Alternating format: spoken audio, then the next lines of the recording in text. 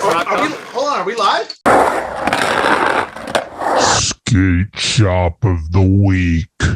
Back door out in Greenville, North Carolina. Billy and the crew, thank you so much for all the support since day one. That sounded pretty damn good, Schmitty. You've done this before, man. All right, Buddy Nichols here. We're on Talkin Schmit. I'm already not watching. I'm fucking yep. already clicked off that fucking bullshit. That was boring. Okay, take two. Buddy Nichols here. You're watching Talkin Schmit with Six Stair and... I'm not a part of that one. I'm clicking. Damn it. Nope. Shit. You lost. Okay, we're going to get one. Stay tuned. Talkin Schmit with this asshole in this one too. And that one. How's that? Holy cannoli. It's cool, like tonight is the night. Yeah. Oh, big dog's in. Do we really want to be here? So everything's changed. We on? Schmitty? Talking Schmit. Talkin Schmit, dude. You gonna come out different. Shit my pants, lad. Your Rolodex is fucking deep. Holy shit. It's about the ones. Who is this guy? Thinks he's tough shit. What's up? Come on, Schmitty. What the fuck? Tell the skateboard police to come get me. What is happening? Let's hear it for Greg Smith. Yay! Gregory.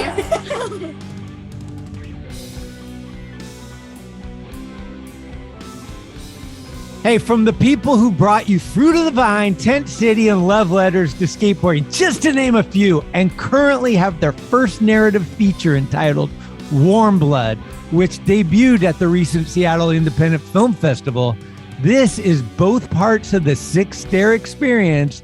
Please welcome to the show, Rick Charnoski and Coan Nichols. As P-Stone would say, Chardo and Budbear. Come on, let's do this. Let's go. Come on, guys. Oh, yeah, you're fine. That works. That's pretty good, man. I'll take it. Okay. Now he's watching. He hasn't clicked off You're yet. a pro. I haven't clicked off yet. Hey. You're a fucking professional. And you're also good at making every guest feel like they're your favorite guest, I've noticed. Provoking the stoke. You guys, okay, here's a true story. I only do one-on-ones most of the time, but for this one, I said, let's do a three-way menage a trois. Let's do it. Well, you know, sometimes you got to get all six stairs in there. Rat Patrol. Well, hey, buddy, I'm not gonna hate on you at all for that Boston Red Sox hat on. We're not even gonna talk about it. We're just gonna go right into like. No, it's just a B for Buddy. It's a B for Buddy. When I moved to Oregon when I was 15, all the guys, my nickname was Buddy from Boston. And that's how all the guys in Portland would say that. Buddy from Boston. Do you know how he got the nickname Buddy? No. Butt ahead. Butter, blonde hair, young kid, butt ahead, fucking north, up in the fucking New England, man. Cause were you born in? Oh fuck! You can't use that accent. I'll get my ass kicked next time I go to Boston. Chowder. Were you born in back east, huh? Yeah, no, my folks went to college in North Carolina. So I was born, my folks had me and my brother really young in college. So we were born in North Carolina, but my folks were from Massachusetts. So we moved back to Boston when I was 7 or maybe just turned 8. What city in North Carolina were you born in? Raleigh. Okay, because look at this. Uh-huh. Oh Nice. shit! Nice. Greenville represent. Yeah. Where were you born, Charno? Allentown, Pennsylvania. Dan Pencil. Trading in pints for pints. Yeah, I came first. Feel me. And my brother came before even that. Same zone though, right? Yeah, no, You're he from- came from a little bit east. He was A little bit. Yeah. over towards Bethlehem more or Northampton or something. But yeah, fucking Pencil it's funny because I mean, dude, skateboarding, you know, Allentown was like skateboard fucking outer space, like the desert of skate, like it didn't exist at all. There was no skaters there when we started skating. Yeah. And to see like a couple kids come up after us was super cool, man, because there was nobody before us. We just thought maybe Don't let Rob Mertz hear that. No, well, it was all the same crew. It was all the same time. So when we finally moved on, it was like, dude, there was a crew. You know, there's even a couple folks that hit me up every once in a while, like randoms from back in the day that share old photos and you know, you see things occasionally on Instagram. But yeah, it was cool to see that there was actually a scene that came. You know what? I'd be willing to bet that 99.8% of skateboarders in the Lehigh Valley, Allentown, Bethlehem would not know who we were, which is kind of interesting. Huh. I don't. Weird. There's zero connection between the old backyard vert ramps and what they're doing now. Yeah, it's true. Dan Pencil knows who he is. Right. That's right. And we know who Dan Pencil is. Hell, dude, one of the coolest guys on the planet. Shout out. Yeah. Are you guys coffee dudes? Hell yeah. Every day, dude. What's your routine? Well, I just got I inherited one of those, what are they called?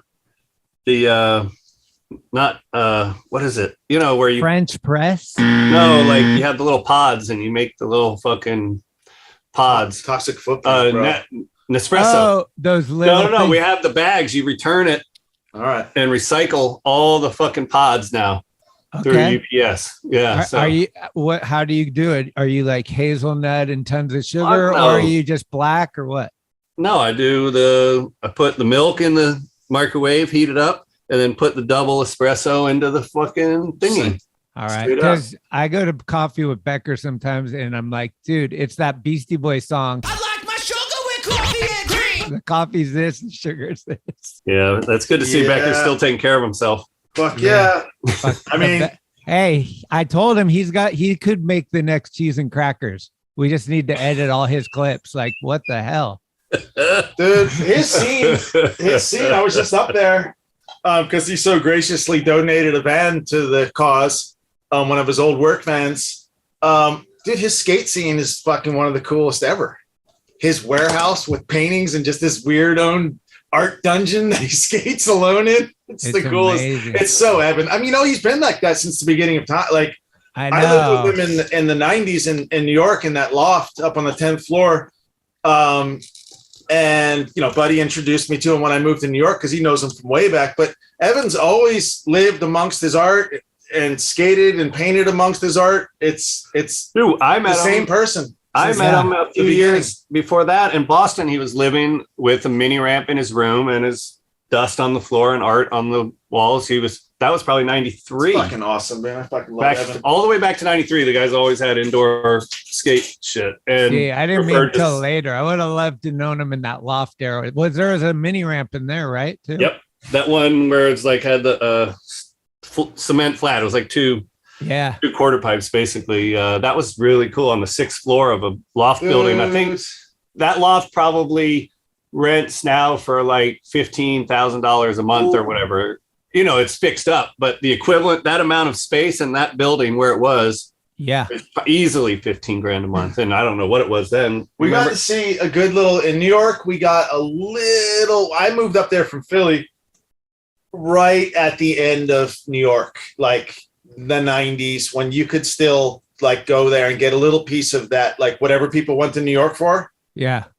Now that I'm sorry, but that just doesn't really exist there anymore. And so we were super lucky, man. We got right before, like, there must have been some massive zoning law, obviously before 9/11, before like the internet, before all of those things that came and destroyed everything. Right. We had that fucking sick ass warehouse, dude. 10th floor. We lived up there. Like we had a ramp up there. $400 each or something. Yeah, it was insane. It wasn't much. And that's what it was like here. It was like you could live for $400 each. It was like, what? All you got to do now is go to like St. Louis, Youngstown, Ohio, or St. Louis. Same shit. Those kids have in St. Louis. They got a whole church for free, right, or something, and it still exists. It just ain't in New York or LA. I mean, that shit's dead now. New York, LA, San Francisco are all dead. I need water nearby, though. I know. That's the tough river, thing. A river doesn't cut it, man. Rich people like water too, and so whatever rich people like, you can't like, because it's that. What did Carlo McCormick has a line? The writer Carlo McCormick has a line in Death Bullet Downtown, the movie we did. He says, "Whatever you moved to New York for has been gone by the time you got there." Like. I guess it's always been, New York been that way. It's pretty famous for, knocking it down and move. Like, they don't wait around for anything there. That's New York, always. Right. It's the beginning of time. It's been like that. Uh-huh. Just fucking knocking down. What was it? The original Penn Station, which was that beautiful glass. I mean, they just don't care. They try to tear down the Grand Central, everything. New York is a canvas for rich people to fucking spew their crap on. And once in a while, you know, weirdo art people and musicians get to live in between the Gilded Ages, you know, and feed off the fucking scraps with the rats. My favorite one is like this happens in San Francisco where the dude moves in next door to, like, let's say Bottom of the Hill. And then he moves in, and a week later, he's like, hey, the music's too loud at Bottom of the Hill. Dude, you just moved next to a club. What the fuck are you, like, you know what I mean? It's like, oh, I moved next to the hospital and there's ambulances all night. Yeah, that's the classic. Yeah, of course. Yeah, it's like fucking idiot. Of course. This dude emailed me the other day. Hey, I bought Thrasher shoes at the store for my kid. I got home and realized there's 666 on them. What the hell? I was like, you bought them? Like, that thing didn't just appear, dude. Like, what do you mean? Well, what can I do? Yeah. Well, how you been, Schmitty? Like, how's the fucking, talk to us a little bit about fuck, man. Your scene, Thrasher, your fucking city. It's all been through a lot. Your city specifically, but yeah, like, things are good up at Thrasher and shit. Like, yeah, it's gotta be a fucking weird recovery. Well, you know, I started working there and Fausto was alive, and then Fausto died, and actually Phil died. And like, so like, not to get too glum, but like driving to work a lot of times was a tough thing, to pull in the parking lot, not see Fausto's car, be reminded that Phil got me that opportunity and all that stuff. But then I worked 20 plus years with Jake and Preston, and they died. And then Hammocky died. Anyway, long story short, I'm not trying to play a violin for anybody. Asked, man. No, it's real. It's been like, you know, like it's a sense of like having this team, and the team's gone, and you feel like you're trying to acclimate to like new times and everything, but you still have the team echo in your ear that you're like, I kind of got to stand up for those guys, and I don't really know what that is or how to do it or what to do, you know? So there's a lot of like, I don't know. I've just been doing a lot of like learning and like meditation and like trying to just become a better person every day. You know, like that's kind of like what I've been focusing on a lot, is just to like improve or learn something every day. You just influence somebody. I mean, dude, you absolutely have to, because there's no preparation for this shit. There's no preparation for, and even when people tell you whatever it is, when you get old, you're not listening. You don't. Why should you? You shouldn't be listening. You should be fucking destroying yourself. Yeah. In your youth. But yeah, man, a lot of folks. Well, I mean, we got hit real hard in a 3-year period, and everyone knows that. I don't have to say it, but like, you know, Hubbard, Felper. The crazy thing is, I learned this the other day. I don't know if you guys know this, but if you take Preston's death day, and you take Jake's death day, and then you take Hubbard's death day, and you take the amount of time between Preston and Jake and the amount of time between Jake and Hubbard, you get almost the same number of days. Wow. Like gnarly. Jake, Who's the numerologist up there? No shit. I have 2 8th grade diplomas. Well, we did this documentary. You guys might have heard about it. Like the guy in the Red Sox hat, he had a big part to play in that thing. I think I was wearing a Red Sox hat in that interview too. Yeah. He was wicked fresh. Can I smoke on the show, or do I have to go off street? Yeah. Swear, smoke, get naked, do whatever you got to do. I like to do all of those simultaneously. Drugs, rock and roll. Hey, but how did you guys meet though? That's the big question. Oh, how and when? Jeff Phillips skate park, 1998. No way. I was there. Yeah. Deep in the heart of Texas? No, not 98, 88, 89. I mean, 89. 89. Sorry, going back another 10 years. Was it true love at first sight? Like, was it just like you were on one deck, he was on the other deck? I was like, I need no, you know bro. You know what it was? I was coming from Oregon. Our crew was me, my friend Davey Rogers, Red, Mark. Red was with us, but he ended up staying in Phoenix because we had met Shaggy and those guys there. He can tell his version because we have good. I mean, it's similar exact thing, but 2 different stories. I love it. From 2 different coasts. And so we were with this other guy, Job. Anyway, we got to the Jeff Phillips skate park in Dallas because that was like the one indoor park that was sort of where it was warm. You know, you could go get warm, be warm in the winter. Right. indoor park. Everyone wanted to meet Jeff Phillips. I mean, at least amongst our crew. Yeah. And that was a big draw. It's like, whoa, there's a skate park where you can go and skate with Jeff Phillips every day. That's insane. Like and it's warm and it's indoor. Like that's like, duh, who wouldn't go, you know? So we packed up. We went, my friend Davey was riding for Skull Skates. He might have had a model or maybe not yet.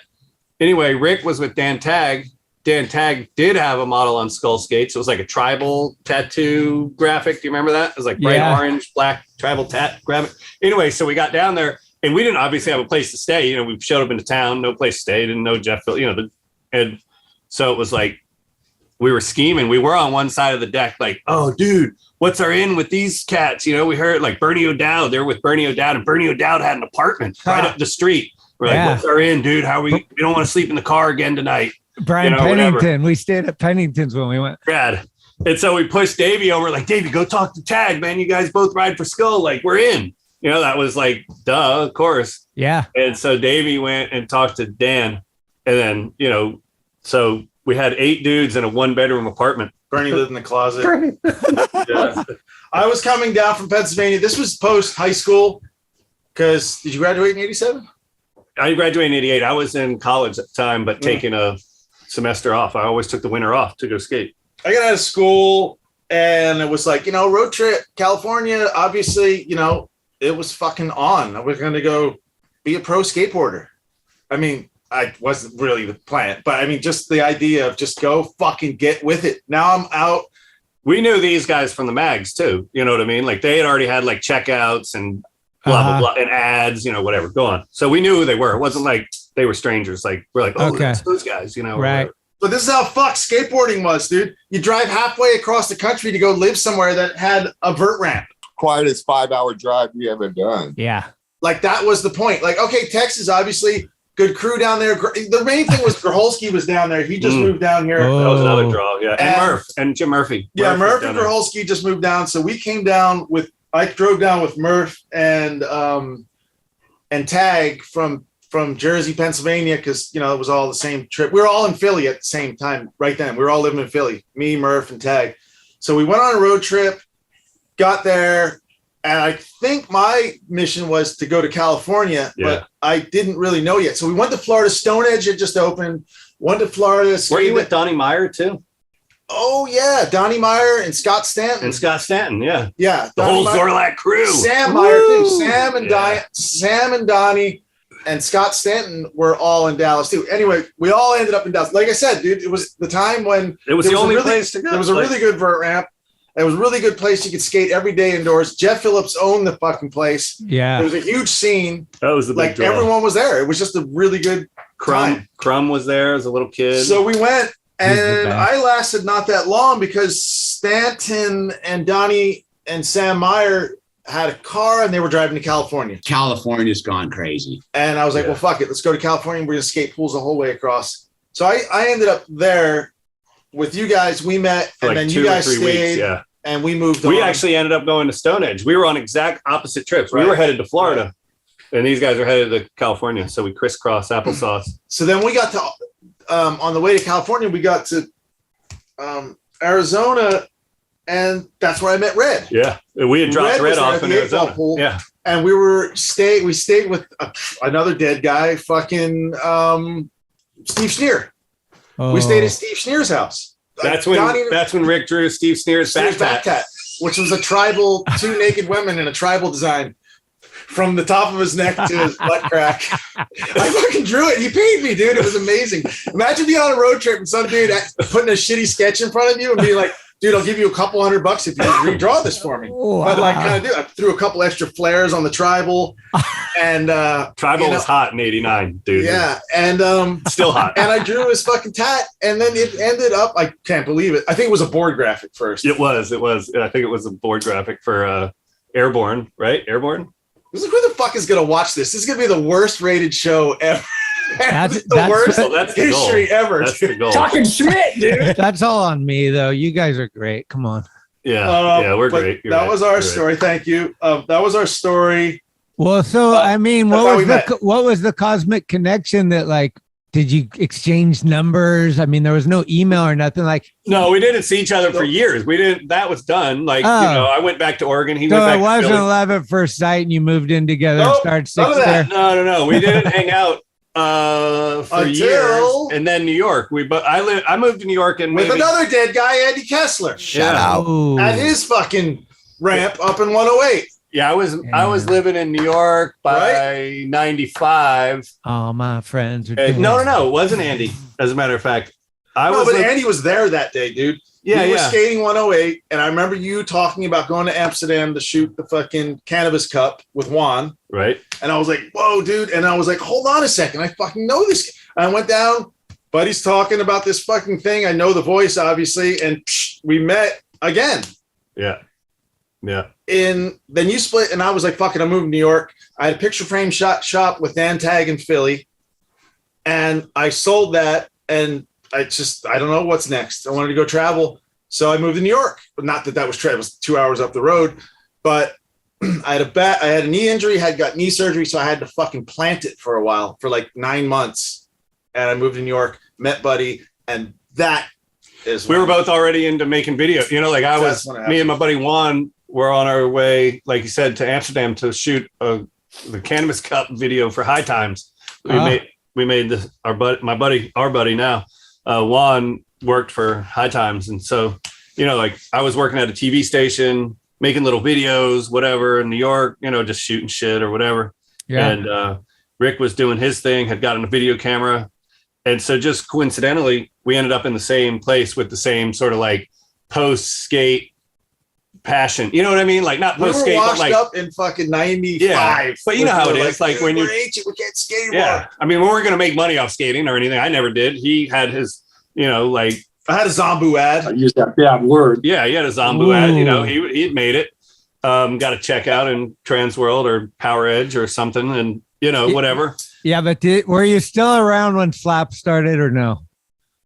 Yeah, hell yeah. Yeah. You got him Slap? You get a Dawes photo? Well, not till years later, not till like one of the last issues. We both got double pagers and we did get photos in Slap before it died.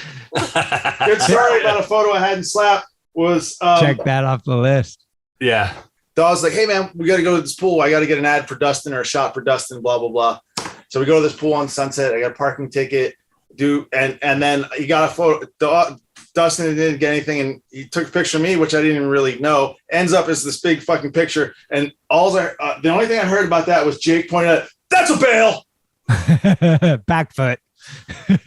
Wasn't a bail, dude. Anyway, that's my story. Okay. If he ever had skated with Rick, he would have known that rock and rolls on the hip are a lock.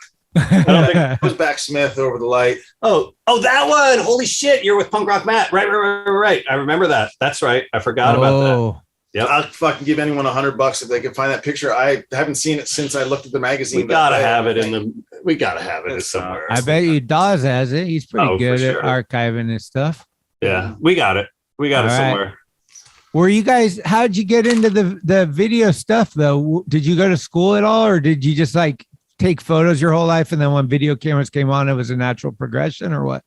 My buddy Juan got me into shooting video. Like when I wanted to move to New York, he wanted me to move to New York, because you know how it is. You want your homies to move where you live. And it's like in 94 or whatever. And I was sort of like kicking around. My father-in-law had given me a high 8 camera to use, so I was down in Atlanta at the time living there, and I was shooting the shot vid with Thomas Taylor when we have footage of Grant's.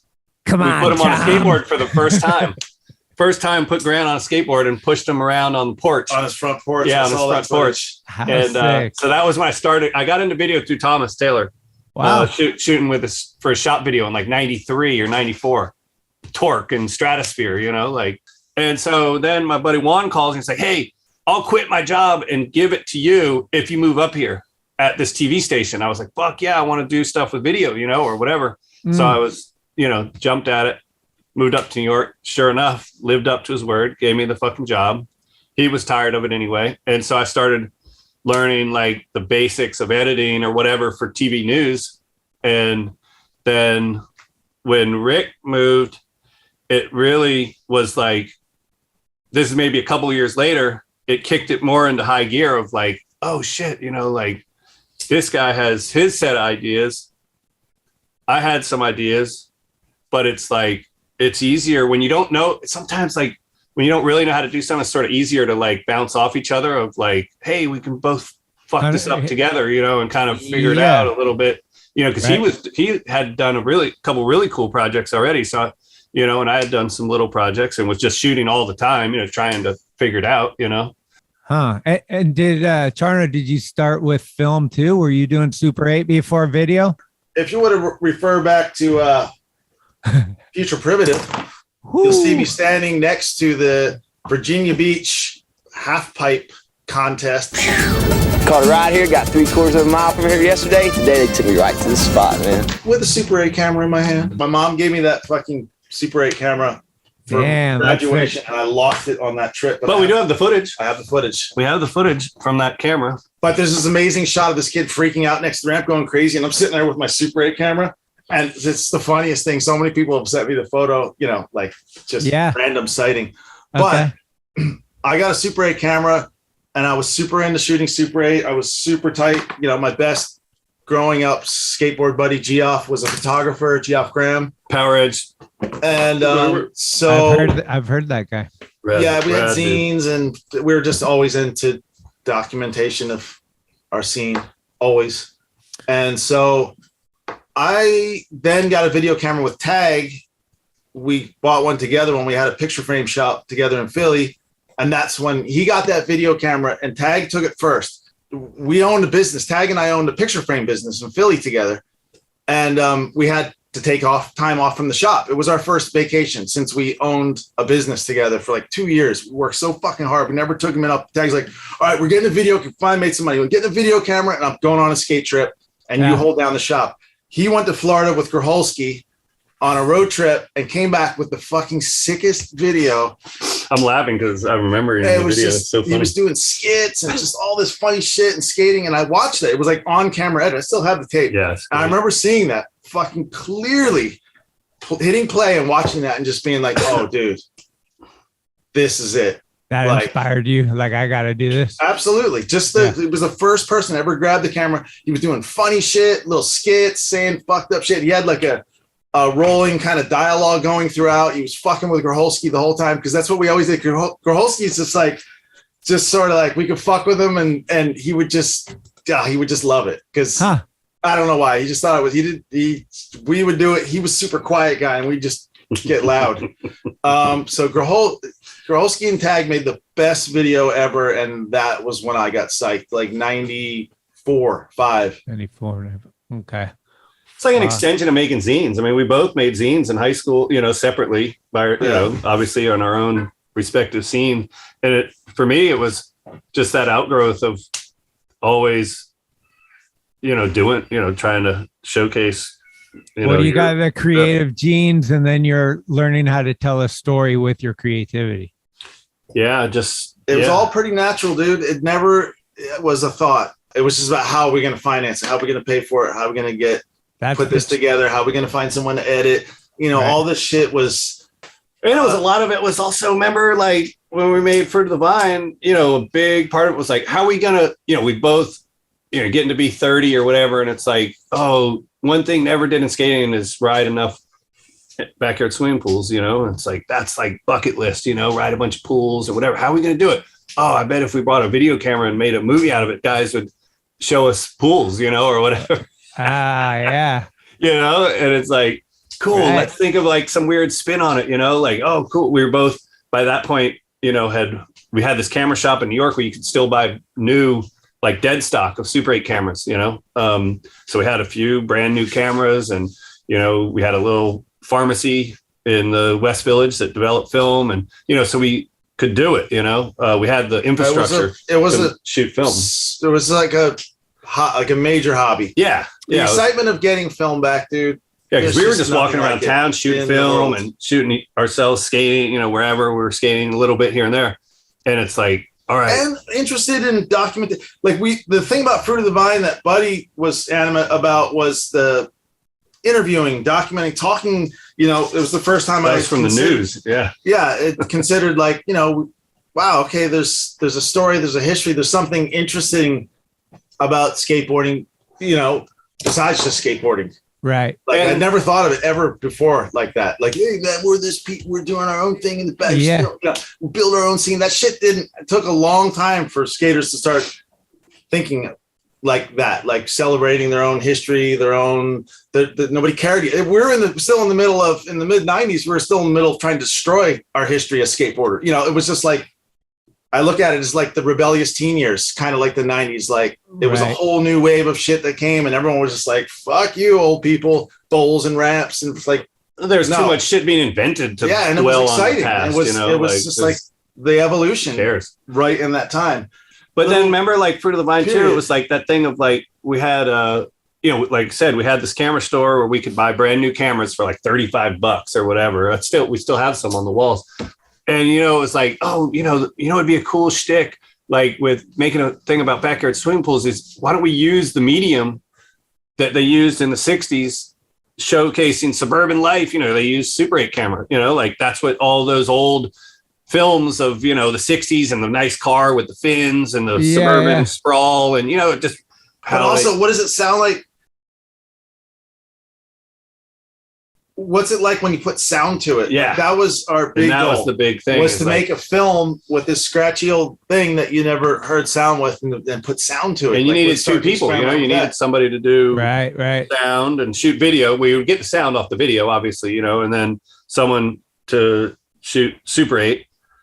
And so it's kind of a 2-person thing. And we got super into the Maisels, which are brothers. One's the sound guy that asks the questions, the other one shoots. And they did all their own work. They didn't really have assistants or whatever. They were a 2-man crew, so they could cover everything. They didn't need to hire out. The sound guy could produce and blah, blah, blah, So it's like sort of that classic model, of the Maisels were a huge inspiration because it was a team of 2 brothers that just, dude, the films they made were so immersive. They were just like fucking in there with people, like with cameras just rolling 16, and it was just like, whoa, man, these two, it isn't some elaborate film crew or something like that's out of reach. It was like, here's 2 motherfuckers, one with a microphone, one with a camera, and they're just like grabbing shit. They're just actually just keeping it raw. Yeah, and being obvious about filmmaking. Making the film isn't a secret. Like how like a lot of things are like, oh, it's got to be clean, or like. That era where, in skate photography where there couldn't be anybody else in the photo. And I always thought that was so weird. I was like, I've never skated by myself, like why does every skate photo have to not have another human being in it to be considered a good skate photo? Remember, like that was like a huge, and I get it. You don't want to have like a guy directly behind the dude skating or whatever, but it seemed odd always to me. That's the era where the photographer and the filmer thought they were more important than the skater. Yeah, right. And or like a personality. That can never be the case. Yeah. But now it's come full circle, making the thing is part of the thing, so I don't know. I think it's because it should all be celebrated. It's all what skaters have always documented themselves, whether it's through photos or zines or video or whatever, it's always been a desire, of skateboarding to self-document and to sort of, and same with punk rock, because nobody else was doing it, like nobody else gave a shit, or whatever. No, that's how the skate rock trips were. We would like like people were in the back, no, don't do that. It doesn't matter. We're here. Yeah, that's it. But how come? I got a question. How did you both end up you guys? It's not that you don't you actually hate the Beatles. What the fuck is that? The Beatles? How did you know that? I got friends. Wow, I definitely hate the Beatles. Yeah. And you know what? it's payback because my older daughter is a huge Beatles fan. And so I have to listen to it. And oh my God, I fucking It's interesting. The Maisels shot the Beatles when they first came to America. That's right. Film. Oh, really? That US? Yeah. Yeah. What is it? Are they overdone? Like it's too. No, my house. I grew up in a Rolling Stones first Beatles house. My mom was Rolling Stones. Didn't get along with my stepfather too well, and he was a Beatles guy. So I just instantly hated the Beatles because I don't like them anyway. Period. But I was a Rolling Stones guy because I like my mom's taste in music. She's jazz and cool rock, or whatever. My stepfather just liked other shit, whatever. So that's my story. I don't know. just don't like the music. Huh. Are you a Beatles fan, like Farmer? Or are you like a? Yeah, me and Farmer talked this morning. Well, me and my wife just saw McCartney last week. Ouch! The only thing I could think that would be worse than the Beatles is Paul McCartney by himself. I saw Paul McCartney Really? in Dodger Stadium, and it was pretty fucking lame. Or Wings, maybe. That Wings is probably the lowest. The lowest was when Paul McCartney was in the Wings and he had his wife playing the piano and then put it up in the air like celebrate. It's like, no, she did not write Abbey Road or any of that other stuff. Like, come on, what's going on here? Well, that brings me to this question because me and Farmer are religiously on this one. Best American rock band of all time. Have you guys been in these debates? Yeah, we've had a lot. Yeah. I think last time we were with them, we buddy, had- you're an Aerosmith guy by nature with the Boston. My first concert, yeah, obviously. Cape Cod Coliseum. I've seen Aerosmith. I mean, but honestly, Toys in the Attic was their only album, man. Every song on that was good, but Toys in the Attic was the fucking best. Toys in the Attic was pretty good. But, coming up in Boston, Jay Giles' band was like first, with Freeze Frame or whatever. That's like the first time I remember knowing that bands were from places, like, because I was probably only 9 and it was, people were really into the fact that Jay Giles' band was from Boston, Yeah. And then obviously it was the Cars, and Rick Ocasek. And so from my era, the band that people were proud of being from Boston was definitely the Cars. Aerosmith was like America's band already by 1980, or whatever. They were huge, they were obviously, people were stoked that they were from Boston, but they had moved on, they were like beyond that. The Cars were like a local. But do they? band. That's the big part of this. They still lived in debate Boston. is like, where do you cut it off? What's rock and roll? There's a lot of rules. Jimi Hendrix, not a band. Bob Dylan, not a band. Like there's all these like that's not a band. And I'm Is like, Elton John classic rock? I was like, Jimi Hendrix Experience. That was a band. I thought, like, come on. But I did. I've been reading this Led Zeppelin book, and it talks about Perry when he was a kid. He took a bus 3 states to see Led Zeppelin, and he came back and told fucking the guitarist, he's like, "This is what we got to do." Like he was blown away by playing. Yeah, I could definitely see that connection for sure. Yeah, for sure. so I don't know. Slayer, without question, is the greatest American rock band. Slayer times 100. Yeah. See, I always thought it was Van Halen, but then they said, well, can you represent with Hagar? And I was like, no. And they're like, well, then that's negative points. You got to take away from Hagar. Yeah, dude. I mean, fuck, I really blew it by not saying Van Halen, but I mean, dude, still Slayer. It just can't be Slayer. There's no, you can't even step to the fucking. God, I don't know what I would say. I would probably change different days, How about Devo? Can we throw Devo in there? No. Devo. It's not rock and roll. Wait, is Devo punk? New wave? They're just, they're their own or thing. Is Devo just, they're not men, they're Devo, yeah. What do you think, Colin? I mean, like, I wouldn't say that the Cars are the greatest American rock band. I would say they're probably the best band out of Boston, but Proletariat is, they might be one of the best. I mean, Boston we were lucky as kids, we had the Proletariat, the Freeze, Jerry's Kids, Gangrene, SSD, Gigi Allen. That was like our local bands, not including DYS, Dag Nasty, fucking, you want to keep going. I mean, there's, it goes deep. Yeah. You gonna claim Dinosaur Jr. too? Well, that's Western Mass. We didn't claim anything past Worcester, in terms of like those are townies over there. It's just different. It's a whole different. Western Mass had their own trip. Okay.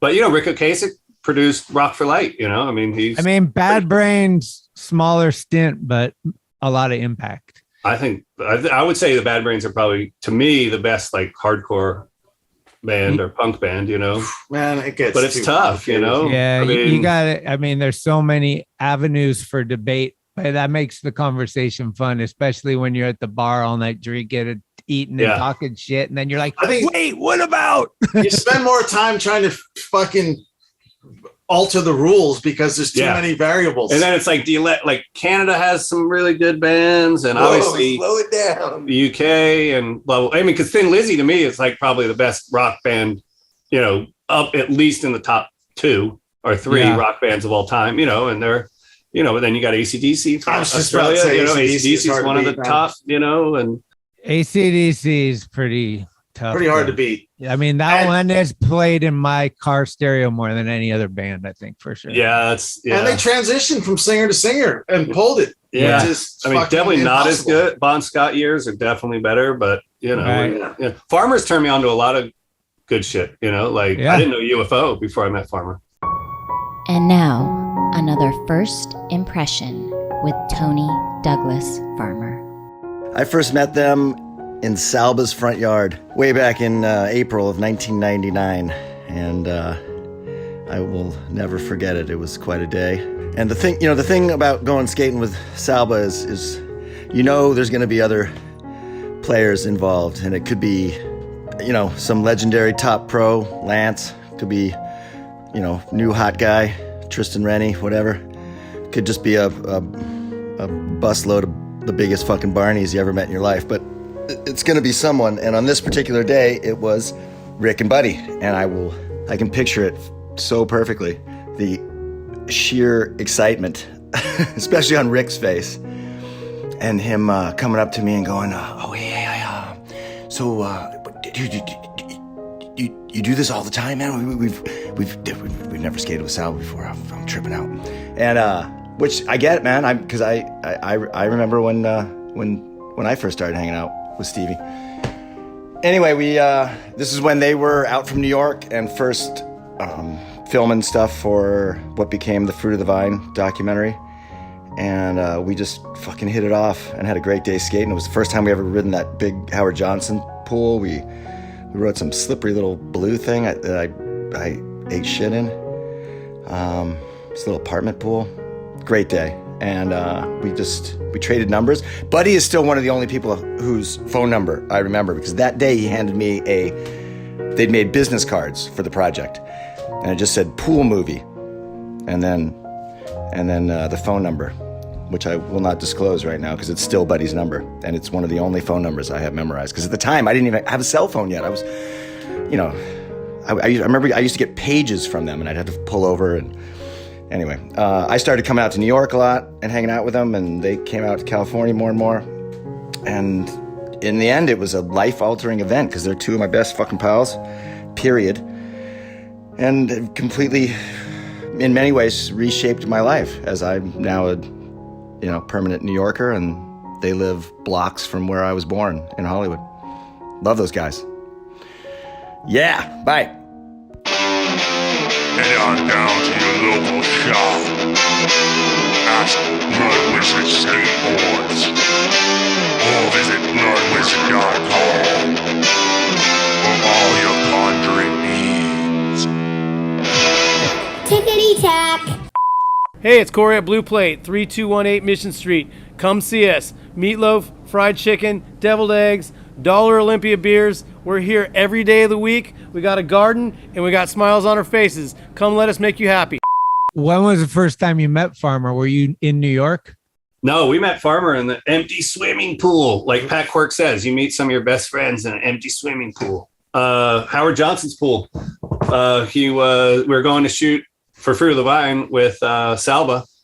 And he's like, "Oh, and my brother Glenn was there too." What's that? And your brother, obviously. Yeah, we're with your brother who fucking destroyed that pool like insane, to the point of where it was like, "All right, dude." Yeah, he was checking off. Take a fucking Valium.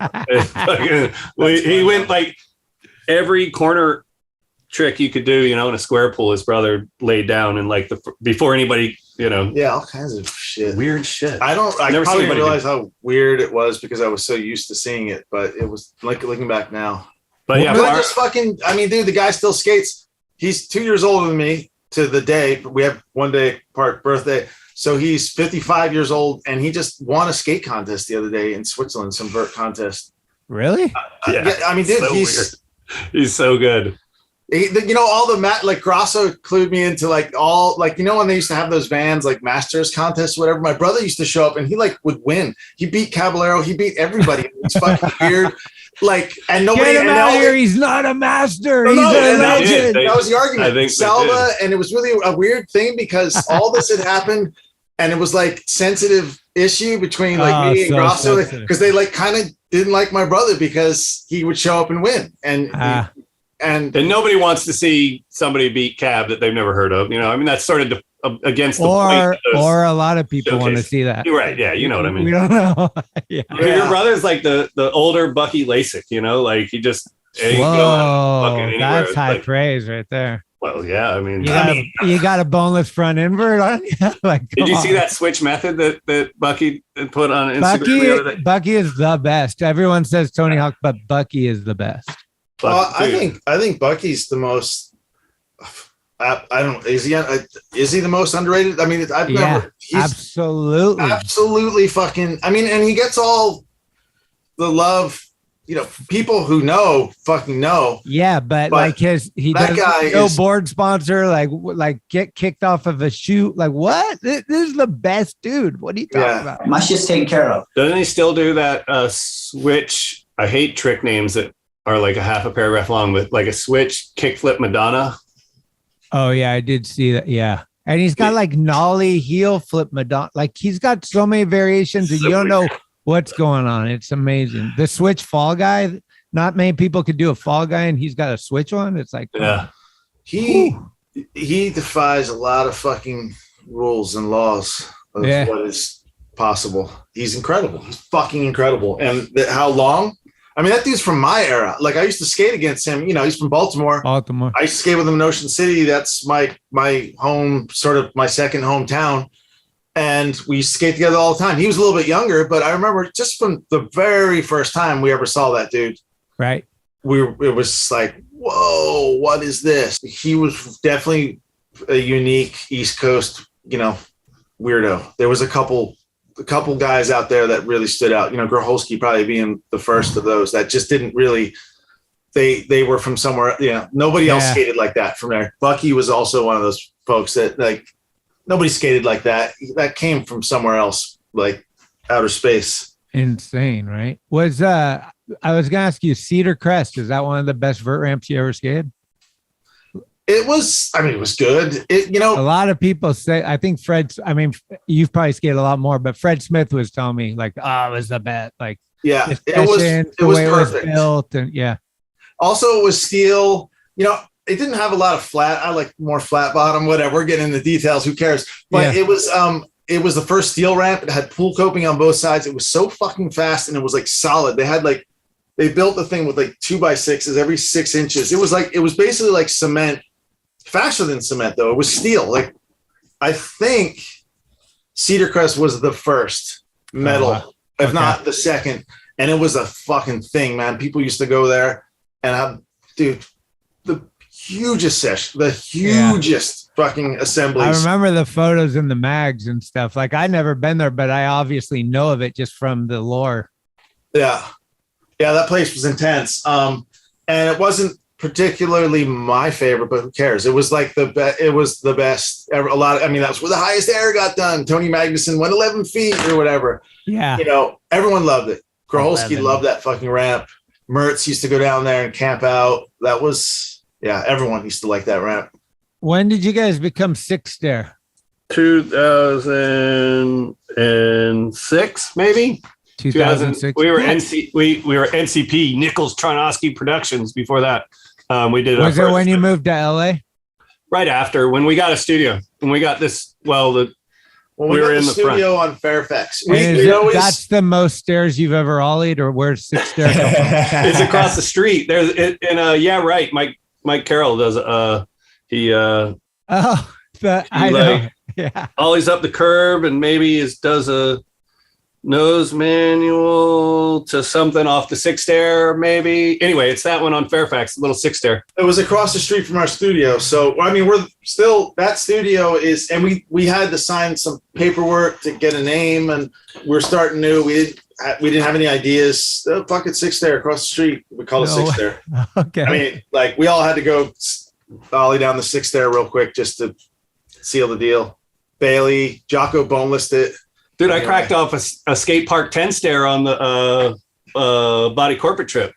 What? Yeah. Random information here had to come out. Yeah. Might want to find the clip. Might be in the outtake or after credits. Let's put it up right here. Boom. No, you know, it was amazing. I watched the video and it's the only time someone tries to ollie and immediately goes downward instead of ollieing up high, it just dropped like a stone. Like if you threw So a stone. the 10 stairs was like the stairs weren't too big. They're like vertical, Ted. It's just Must have been vertical. vertical. I took like 3 donkey kicks and basically just like glided, but the speed with which I fell, like even though I hit my tail, but somehow like defied gravity, hit my tail and went straight downward. Like we're losing viewers now, man. Let's bring it back to Red Vine.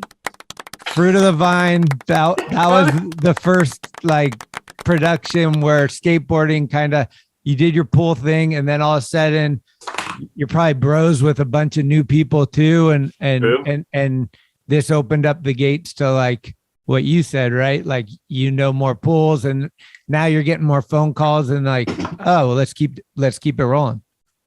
Yeah, basically. I mean, it was amazing as we did that. Was the point of making that was I have a discography up here. I'll pull it down for visual reference. We have a couple. Yeah. Quickly, we followed it with Northwest as we moved into our thoughts about maybe we didn't. sometime hanging. We didn't. We went.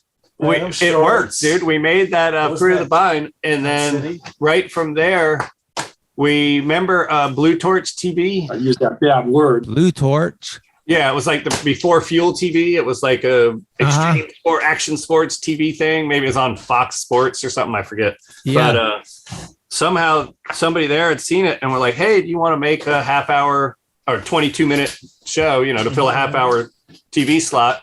And so we did a thing called Skateparks Oregon, where we basically went up and we traveled around in like 2000, and we traveled around to different parks with like Al Partnan, Steve Bailey, Sam Hitz. That's the shit that we live for. I don't know, a crew. We had a crew. And we traveled around for like 2 or 3 weeks and skated all the parks at that point, sort of as an outgrowth of a part of Fruit of the Vine. And then we went to Ecuador. Was that the Hewitt cover or no? No, it was after that. It was because of that. But there was an article in the mag. There was a Thrasher article on that, the trip we took. I think Rhino did. I wrote it. Rhino shot the photos. Oh, Rhino went with you. Rhino, Preston, me and Rick, Tino Razzo, Bruce Martin, Bobby Pulio, Scott Smiley, Evan. Shout out. Al Partnan, Peter Hewitt, Steve Bailey. Shout out. Eclectic. Yeah, a pretty eclectic crew, dude. Was that was that your first trip with Preston and Rhino, or had you done a trip before? Or? When we did Fruit of the Vine, we operated out of Preston and Rhino, and it was Andy Mack's house. But for years, Preston, Rhino, and Andy were like the three guys. Like they traveled with that Spike and Mike's thing, and Andy, they lived in Andy's house. I mean, I'm sure they paid rent, but Andy had that house in OB. Yeah, and so Rhino basically. I still to this day, we didn't give Rhino nearly enough credit, like in the credits of Fruit of the Vine. Like now that we know better, we didn't know. We'd never made a film. We didn't know how much credit you give to the person that basically produces the thing. He was the producer. But now we would have made it. We would have said, filmed by Buddy and Rick, producer Rhino. But we just didn't know that shit. We put like production assistant or something. Whatever. But Rhino basically lined us up with all the pools, introduced us to everybody, blah, blah, blah, blah, everything. Right. With like, no question, like super stoked to do it. Yeah. Preston, was there too. So it was like, that wasn't a road trip, but we satellited out of their plate, and they were on the majority of that film, especially Rhino. More Rhino, because Preston, I think, was traveling around a little bit. Like it was the summer. So I think he was back and forth, like he had gone to Europe or whatever for part of it. But, that Ecuador might have been the first trip that we did like as a skate trip with Preston and Rhino, because I don't think, Preston Rhino, neither of them, I don't think were on staff at Thrasher yet. No. Like Rhino that might've been one of his first full articles even. We had a little thing like going, and then, Preston came and it was like, yeah, let's all go and do this. We were all just starting like 2000, right? Yeah. It was pre 9/11. Had Preston done Mixed Nuts or any of that stuff yet? Yeah. He did the cover. He drew the cover for Mixed Nuts. You did. Rick did, yeah. And for a couple Mixed of Nuts and what was I did a few you did two of them. Yeah, that's right. Miscellaneous debris. Miscellaneous debris. Yeah, that's right. Which one was first? Miscellaneous debris, then mixed nuts. I remember mixed nuts was like the peanut peanut guy with the I think I met him. Mixed nuts was that's like 98. That way, obviously we didn't mention, but on the lead up to making Through the Vine and us meeting and getting stoked on video, obviously was Preston. It was like he was doing it. Like our ideas wouldn't have sort of coalesced around that idea that you can make a video, package it as a VHS and sell it and make $5 to $10 each. He was doing that. And he was doing it. So pretty pioneer shit, dude. Yeah, him and Danny Minnick. Minnick was doing it. And I knew Minnick from Seattle. So it was like, we knew people were doing, Minnick was fucking doing it pretty well, whatever. Yeah. But, he was fucking doing it. I was blown away by that process. I remember him like explaining it to me and I was like, whoa, dude. Like, dude, it was so, it was next level for sure at that time. And there was that guy, the dude, Matt Ballard, from San Luis Obispo, but lived in San Diego. He was like, I think he was a consolidated rep at the time, but on his spare time, he repped all these small independent videos, P-Stones videos, maybe Minix, I don't know. But, there was maybe like 4 or 5 people making bids in the late 90s. And he would take like $1 for everyone he'd sell. And he had a list of fucking 500 shops. Every one of them would take 2 or 3. And you pay Ballard $1 or something, shit. We would end up making $7, It was cool, man. $6 or $7, and selling those that first round of Fruit of the Vine VHSs was fucking up. That was what we actually couldn't believe it. Dude. We bought 5,000, and we made our money back from what we put in. Dude, we made our money back, and like everyone was like, insane. "Oh, you're gonna sell 500 of them," and we were like, "Fuck, sick! You think we're gonna sell 500? Like that would be amazing." And we sold the first run of 5,000. Those fuckers. Sick, dude. Not open. A month, yeah. Yeah. Well, we got a seal. We'll put that aside for you. Yeah, I need that. That should be sitting right back there. I need that big over time. your shoulder. Yeah. Yeah, but we sold like 5,000 of them right away. Yeah. I just got this like from Cooper. Rad. Oh, nice. Rad. Oops, hooked it up. Good. Nice placement. And so it was like, dude, that was the greatest. Nice. Rad. That was a great way to make a little bit of coin, was putting out your own VHS. Right. And it comes from that DIY ethos where you're just like doing it. And then it's like you're actually kind of talking to the guys as you travel and be like, hey, you should order some at the shop. Like I'm in Milwaukee, like, dude, and Kevin Marks. It's what Kevin Marks did before Look Back Library. He also was like a distributor, so if you if you had 2 people doing that, right, then in between them they had 800 shops or whatever, and you think, just do the math, it's like, and people re-up, and some shops would order 10 or whatever. Dude, we went through, I think we sold 10,000 of these, 10 to 12,000 of these VHS tapes in like 4 months or 5 months. No way. Yeah, it was pretty. It made our money back. And that just fuels you to do it more. Yeah. Like you're already fired up on skating, but then like, this is a job. Like this is work, and you're fucking kind of like, whoo, that was rad, but whoo, and then all of a sudden you get that second fire from like, oh shit, people are hyped on it. Let's do it again. Dude, this was also the first time anybody did anything on like the whole DIY thing. The end of the first part was skating pools, but the end was we went up because these guys were building Lincoln City and Talent was just getting built. Burnside had already been there, but these guys were starting to go. Think about it. I never really thought about that. That whole time was all of us were starting our trip. Right. Like Preston, Rhino, Marty, Red. Shout out. We had all done our own weird underground shit that we've been obsessed with. And now we were getting hired out and also expanding on our idea. Yeah. All of that was cooking at the same time. Like that's what we got here. Like this was Marty and Red coming together for the first time to do a job they were getting paid for. It was like a contract in Lincoln City, City. Yeah. And that was their first paid gig. We were there, we went down and shot it, and these guys were tripping, it was like really, they were just like same as we were, we were all kind of figuring it out. That was early era. Rad. start for a lot of our shit.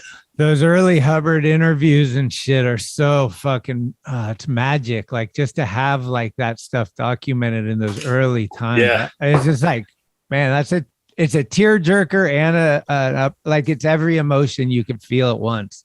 Yeah. He's consistent. Motherfucker had an idea that he didn't really sway too far from the center of. He kept it going, man. Holy shit. And you know what? His trip was always connect the world with a skate park. You know, it happened. It, you know, not exactly literally, but it happened. Yeah. It feels planned, but I don't think it was.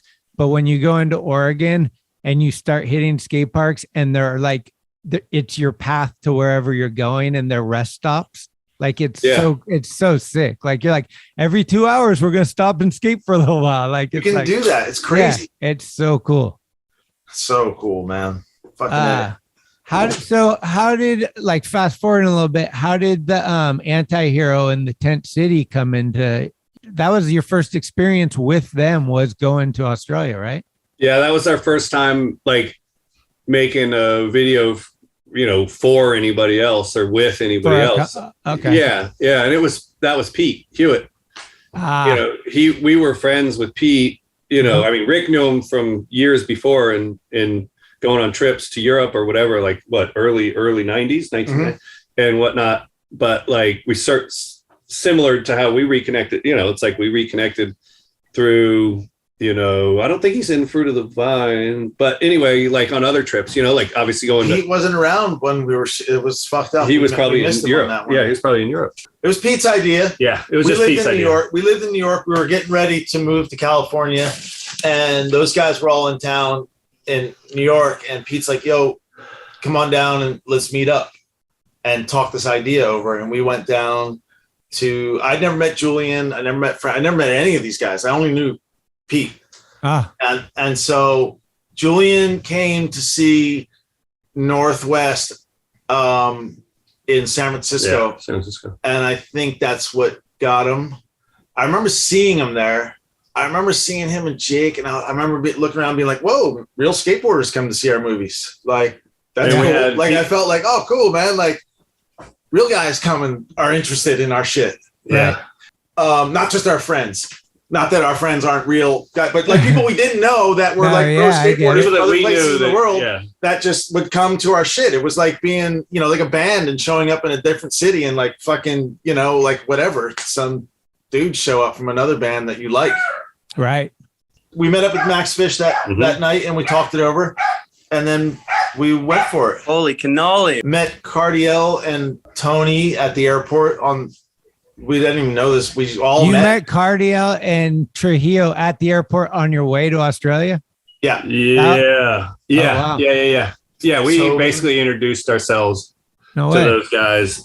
I remember like, hey, we're going on this. We're the guys. It's funny thinking now, knowing those guys. They're not the easiest crew to like get in. Like, I don't, but you know, it's weird. Again, I'm just like knowing these guys now, and you know, you're naive, whatever, you're younger, you just jump in this shit. I just can't believe that like we met these dudes at the airport. They already had a whole thing going, like for them. And all of a sudden there's these two complete weirdos from the East Coast, these weird old bull rider dudes with Super 8 cameras, and we're going to make a movie.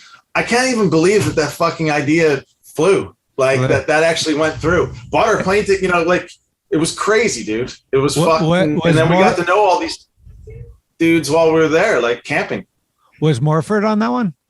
Yep. Shout out. It was Frankie, Morford, Pete. Shout out. Cardiel, Julian, Max. Matt Rodriguez. Shout out. Matt Rodriguez. Bailey. Joey. Did I say Joey? Yeah, Bailey. Joey Tershi was there? Yeah. Yep. Tershi was there. He ran the Indy van, sort of rode like with us. Joey and John and Matt were in like a. They were in the incense van. Incense, hot and tea. Reggae man. Yeah. Had you guys been to Australia before? I mean, you guys have done a lot in your life, but this is probably one that will last forever. I mean, a lot of them will last forever, but this seems like a big deal, one of your biggest deals, if not the. Yeah, at that time, it was a big Anti-Hero, first time to Australia, obviously like the No, it was success of the definitely- video, and then John's accident is like we can't like. Yeah, the ending was fucked up. But dude, we were skating like we weren't. It was I didn't know about like this division between filming and being a skater. Like we didn't understand that. Like we were skating. Like I was on a fucking skate trip, dude. I mean, we were focused on shooting. Obviously, we made that movie. Like, but it was like tag team. Like, Bud, you film, I'm skating. Rick, you film, I'm skating. Or sometimes we just whatever. And I remember like sometimes we'd be skating. I clearly remember like Julian or someone looking over and being like Pete's getting ready to fucking make this. Like, oh fuck, go get the camera. I remember that look a few times. Yeah. But we came home with a movie, and it was a heavy one. Yeah, and John, the ending was the worst.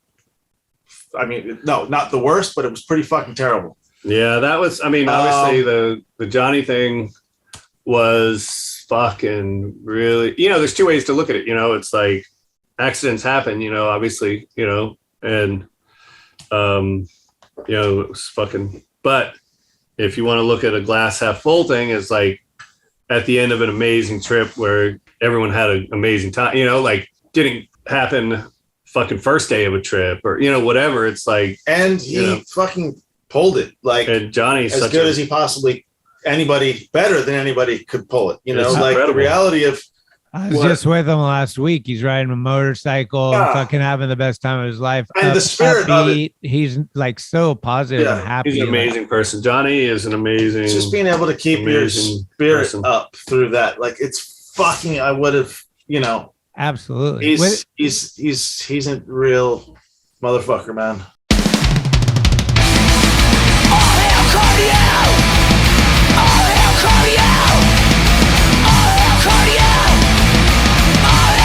That one was particularly heavy. Yeah, I remember we got the call. It was Skater of the Year. It was Mark Appleyard, and fucking Mickey's face went white. Jake gave the award and left like I remember that night so clearly. It was fucking heavy as fucking. We were on the other side of the fucking world. So yeah. I think Mick flew down, right? Like Rick and I stayed on, and Bailey. Rick and Bailey stayed on after everybody had split. It was literally the last day of the trip. So, you know, we were there for a few days. Bailey stayed for a while. Then I think Mickey showed up like within a few, like we left and I think Mickey came. Yeah, we were staying anyway. Buddy and I had our trip planned to stay a few extra days after the trip to go do something. And then that happened. Everyone else was booked. It was Christmas Day. And and it was just like, we all met and decided, you know, those guys were going to just go. There's nothing that could be done, really.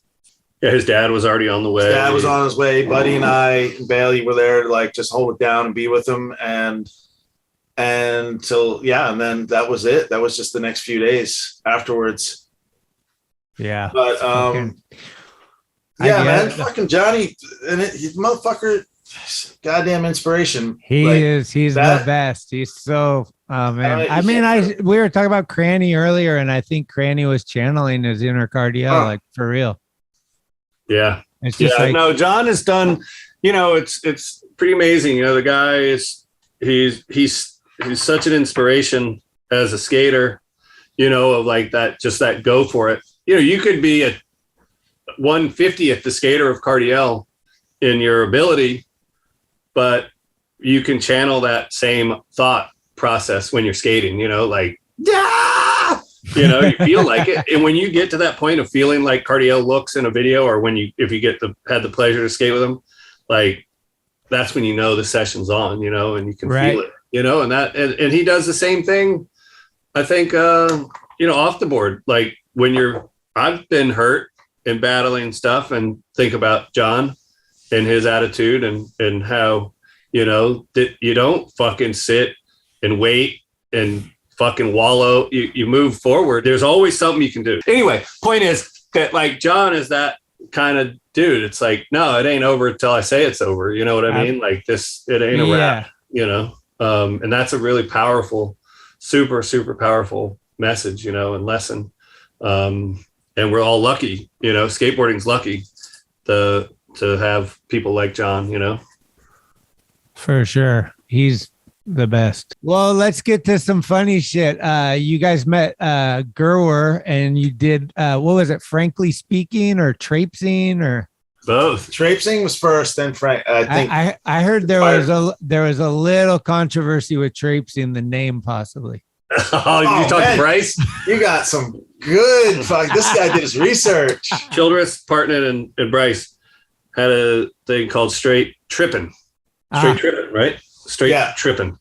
And they had come down and showed it to us, and it was super cool and great idea and everything. And I can vouch for this guy. I'm guarantee that he didn't remember that ever took place. I'm easy before to just say. Before he came up with it was Straight Traipsing.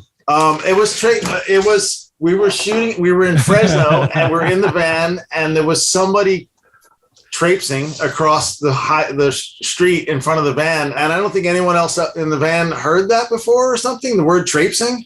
I was like, oh, look at that old something traipsing down across. I don't know. I just said something about traipsing and everyone's like, what did you just say? Traipsing? Yeah. They became obsessed with it. So I don't know. What is traipsing? Trapes is just sort of like, it's just sort of mumbling, like sort of scuttlebutting down the street, sort of nowhere to go, no direction, kind of scrapping around, poking around, not really semi-Tourette's. No, like my mom used to say it to me. Like no real direction or time to like go. Lollygagging. You know the term to lollygagging? Traipsing is sort of like slightly faster version of lollygagging. Like dragging your heels with stop traipsing around. My mom would say, stop traipsing, not much intent with where you're going. Yeah, sort of.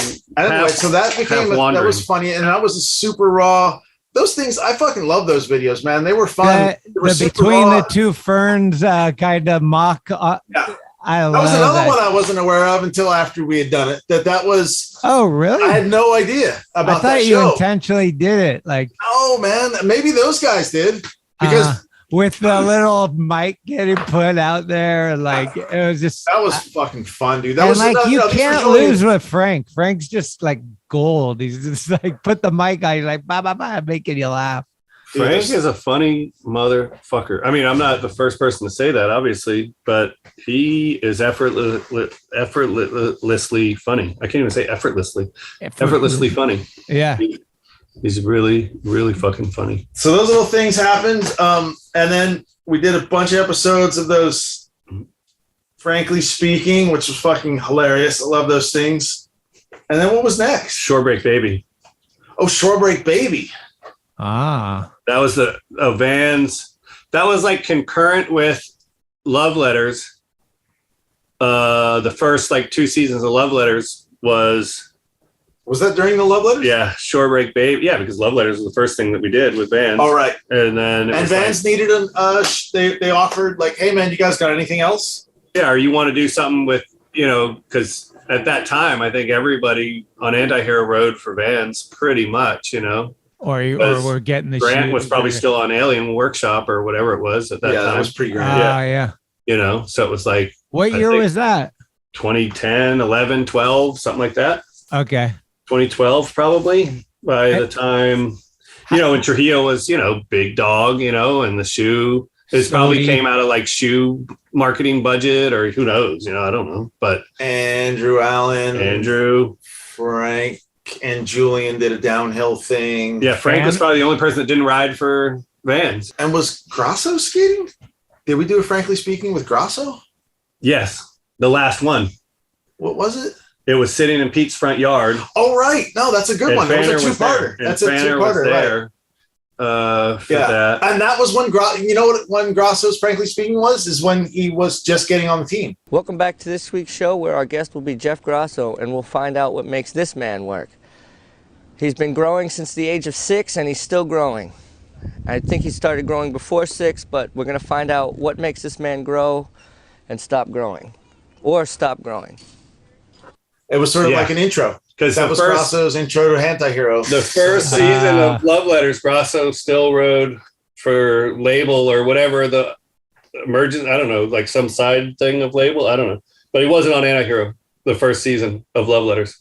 So the Love Letters evolved from the working with Vans? Love Letters started we got called in to Vans asking if we would do something with Grosso because they wanted to do something with Grosso. You know, Hosoi had a shtick, Cab had a shtick, you know, of the Legends thing, and they liked the way Grosso was on camera, that he could talk really good because he had done some internal marketing videos or whatever. And like, dude, this guy's hilarious, you know. And again, we didn't know Grosso. Yeah, we didn't really know Grosso. We had skated with him at Ramona maybe once or twice. That's what I'm wondering. So do you powwow with them and start brainstorming, or like? Yeah, exactly. Yeah, we it's funny. Vans met with us separately. Like they didn't even bring us all together in one meeting. Like, hey, here's Grosso. Meet these guys. These guys meet guys. They like, hey, do you guys want to do it? And then Grosso's like, no, I don't want to do it. And we're like, hell yeah, we need money. You know, we'd love to do it. You know, fuck yeah, sounds great. We'll think of something. You know. Yeah. And then we went to New York. Okay, before that, we had Grosso come up here. Remember?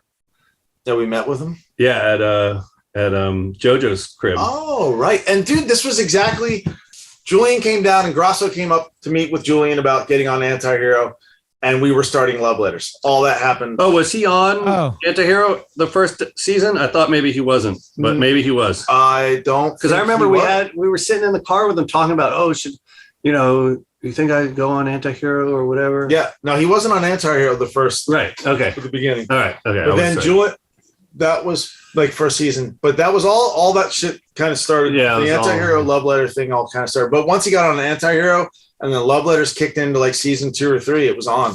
Yeah. Like that was a good little run for Grosso right there. You remember the first Love Letter? Yeah, Steve Olson. It was easy. Olson always, it was one of those things where I think Grosso was a Olson fan. I mean, I know he was obviously an Olson fan. Right. And he was blown away that we were friends with Olson, like casually, you know, not like friend, but like Olson would come and hang out in the studio, you know, we were like buddies, legitimate friends. And especially Rick and him. And so, you know, when we came up with the idea of like, hey, what should we do? Gross was like, dude, sounds really stupid, but you know, maybe we could, you know, like I just love skating so much, you know, and I love to do something like send a love letter to people, you know, but that's so stupid, you know, a stupid name and they'll never fly, you know, or whatever. I'm like, no, actually it's kind of, you know, that's kind of cool. And we had just done a thing with Lance a year or so before where Lance was actually writing letters to his heroes as part of the show, like what the concept for what we're going to do. Firsthand for Fuel TV. And Lance didn't want the first hand to be about him. He wanted it to be about Daryl Miller and Bobby Valdez, two of his skate heroes from the 70s. And so that idea was already planted by Lance that, you know, here's someone that's, you know, currently well known like Lance or Grosso, you know, old, but still known. Right. And want to shine light on maybe lesser known, older generation of skaters. We told Grosso, like, hey, Lance had tried to do something like that. And I bet you we couldn't do it for whatever reason, but I bet Lance, he loved the idea so much. I bet you he'll be down with you doing it, you know? And then Grosso and Lance talked and we talked to Lance and he's like, yeah, dude, absolutely. As long as some of these other older guys get the shine, who cares who does it? You know, the point is getting some shine on these legends, you know, that nobody knows about. Not that Olson was in that category, because obviously, you know, at the time, Alex was a pro skater. People knew who Olson was. Grosso told the story about the first time I ever met Olson. And so we thought it was funny. We called Olson in separately without Grosso and was like, hey, do you remember the first time you ever met Grosso? And he's like, no, absolutely not. Whatever. So we told him the story that Grosso had told us and basically just shot his reaction to hearing about, he's like, what? What was that? No. It's funny to watch those early letters, man. They're only like 3 or 4 minutes long. And you had to build the dude's confidence, right? Like clearly Grosso evolved through the seasons. Yeah. Like, I mean, and I know just from working next to Jake, there was a lot of phone calls between Jake and Jeff, like, you got this wrong or whatever. And it was like a constant thing. And then I mean, you can see Jeff just becoming who he was, like, and really getting confident and sitting down with each guy. And like, that's not something you just sit down and do. It takes some practice and time. Yeah. I mean, There was times when he would really just not want to do it, but we'd sit him down and he would just sometimes not do it. We'd go out to do interviews and be like, I'm not doing it. Like, I can't do this one. Like, he just, whatever it was, we'd be like, all right, cool, no problem. It was just whatever he felt like doing. Because we were super comfortable interviewing people, because like, that's sort of what we, in a lot, like in those early ones, we coached Grosso a lot on like, oh no, you got to ask him this, don't give him the answer, because Grosso loves to talk and he would get nervous. So he would just ask the question and give the answer in the question. Yeah. You know what I mean? Type of thing. And then the person was just, so that's all that's left to say. So you're wearing a Boston Red Sox hat, huh? Yeah. Exactly. So it was cool, and he's so naturally gifted, Grosso, like Frank, he's like that supernaturally gifted, but unlike Frank, Grosso just needed a little guidance, or prompting, because maybe he lacked some confidence, at the beginning, It's funny how these dudes use other people too, to like help them not. I seen it with Jason and everybody, Lance especially, like you said, they just I don't know what it is. It's humbleness, I guess, but it's like, I'd rather have this guy shine. Like, and you just, and like, kind of like that, where it's like, you're the, wait, what? Like in my mind, I'm like, you're Jeff Grosso. Like, you know what I mean? But he was good. Like at that, like, at least in the latter stages, it seemed like we got to bring Olsen in. Olsen's the best, like, or whatever. Yeah. No, Grosso was, and I think he was uncomfortable being like the spokesperson as well, because that's kind of difficult of like laying it down, like he has his opinions, obviously, but that's why we never really tried to make love letters like the definitive history. It was just sort of like half opinion, history, entertainment, histotainment, or whatever.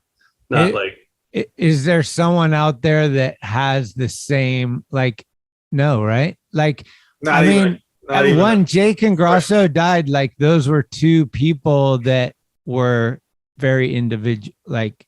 Yeah, there's no replacing. Right. Yeah, but I mean, hard. Is that kind of sad for skateboarding in the future? Like, do we need that kind of, like, it's hard for cut from my cloth, your cloth, probably same, is where you're like, we grew up a certain way and now it's kind of changing into a different way. But like having those people that didn't give a fuck and said some shit was important to people, and not having that voice is like, ooh, I mean, I don't want to be that voice. You know what I mean? Yeah. I think,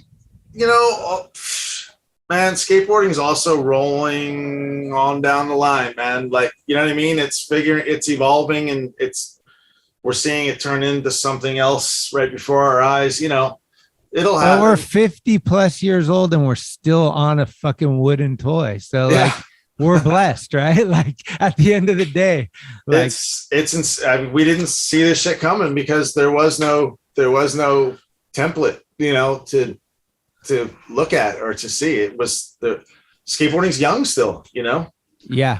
Somebody will come, I think, to the fore. You would have never thought 10 years ago that, there'd be elder stateswomen, or whatever, like look at, not to say that these people are older, but maybe in the timeline of women's skate, you got now, like Nora is like, she's still super young, but in terms of she's older in that regard of women, and look at, she's doing her thing and has a real point of view, and and I'm sure is inspiring and turning on a bunch of people, guys and girls, to be a certain look at life and skating in a certain way, like her. Right. And that's not, I wouldn't have predicted that necessarily, that person would come, because I think that someone like Nora or Lizzie, like these people appeal to guys and girls, obviously I'm sure a little more to girls, but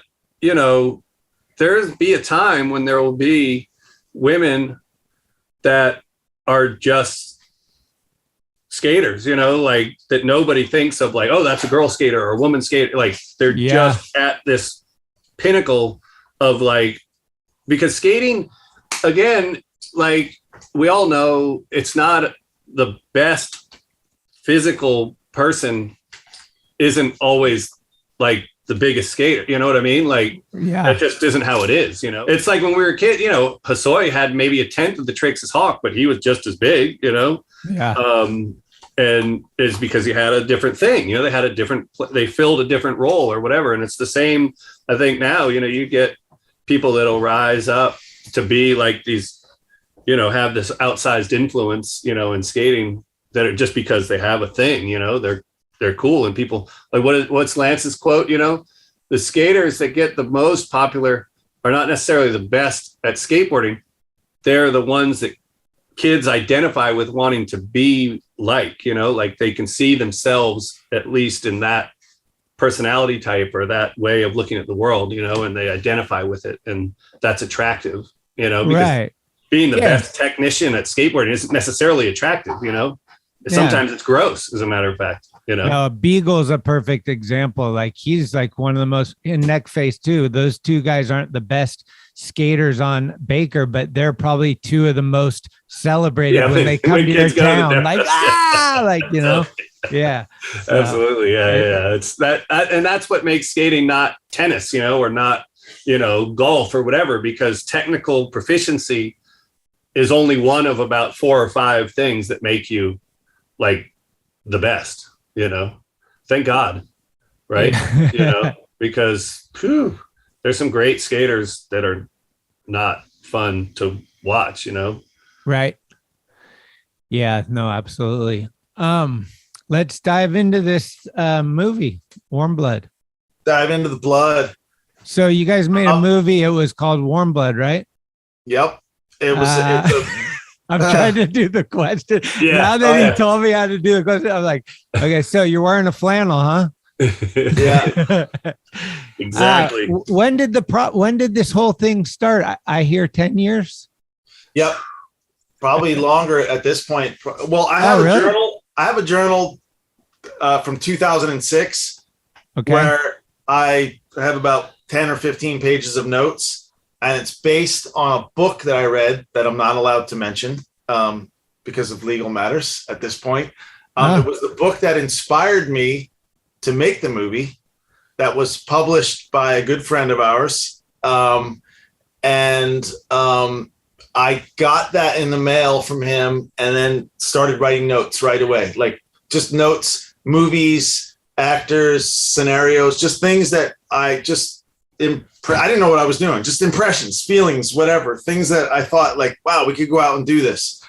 That was 2006, but then it really didn't and I talked about it for, way too long, whatever. It was never made sense to try to make a narrative feature film. Like there was no, and it's not like I was going to go about it like the traditional way of like fund, who's going to fund it. It's just a whole fucking thing that was a dream and an idea, but there was no way to go about it. It was just too big, way too big.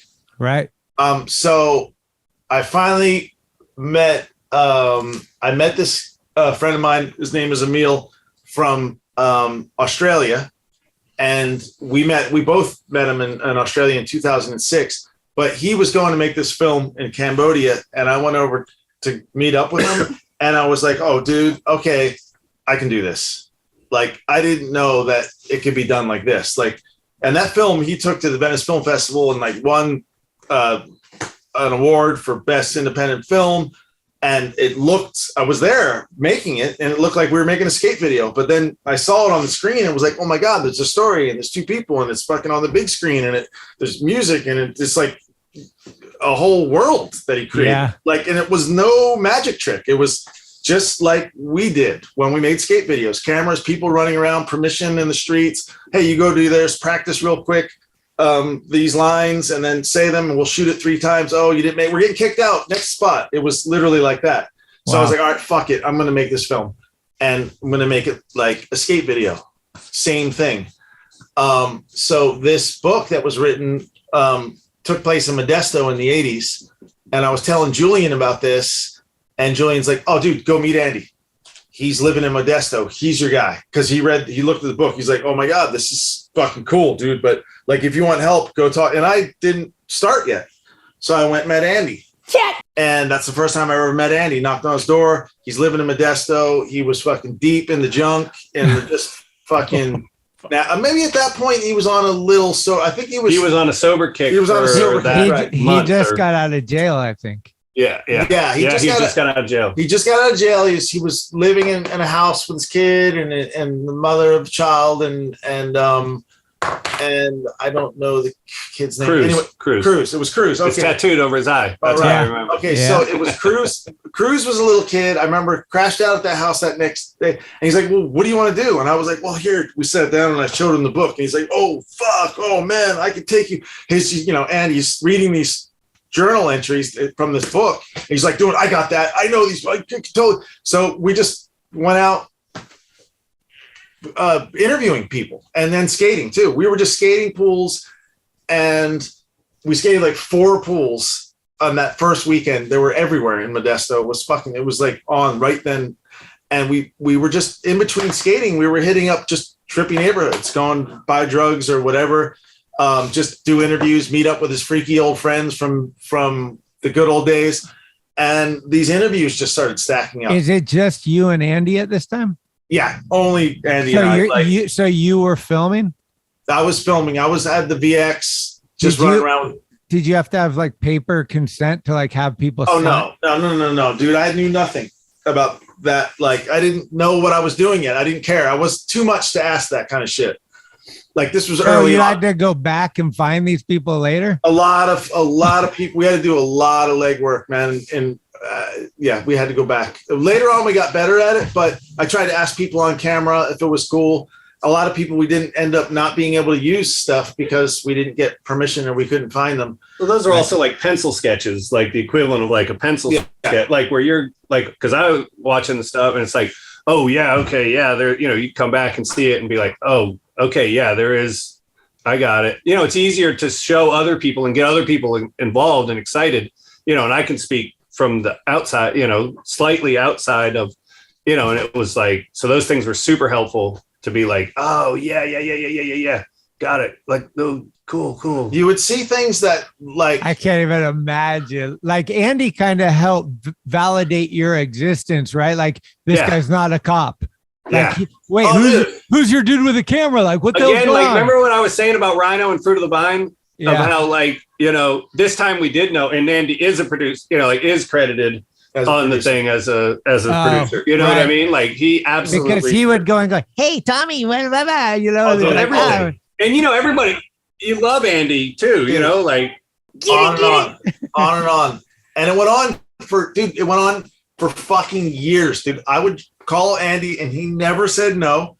I would either come pick him up in SF or he'd take the train as far as he could. And I'd grab him or he'd meet me in Modesto, catch a ride, whatever. And we just did these missions over and over again. I would sleep in my car. We would sleep out in the fucking almond orchard. We'd sleep at some sketchy fucking person's house. Like, never had any money. We were so poor then. We were just like scraping by and making the letters. But I was just, once I got into this thing and Andy got me going, it was just like, it started to like stack up. And then I was trying to figure out what I was saying, like what's this about, and then the journal that started to become less interesting than what I was coming up with, and then my personal shit started leaking into it, just ideas, fucking weird words, graffiti, just thinking music, all the, and that shit started stacking up. So it just like it cooked for years. It just was a cauldron, and it was always boiling in the background. Hey, Charlie, how's that movie going? I heard that shit for 10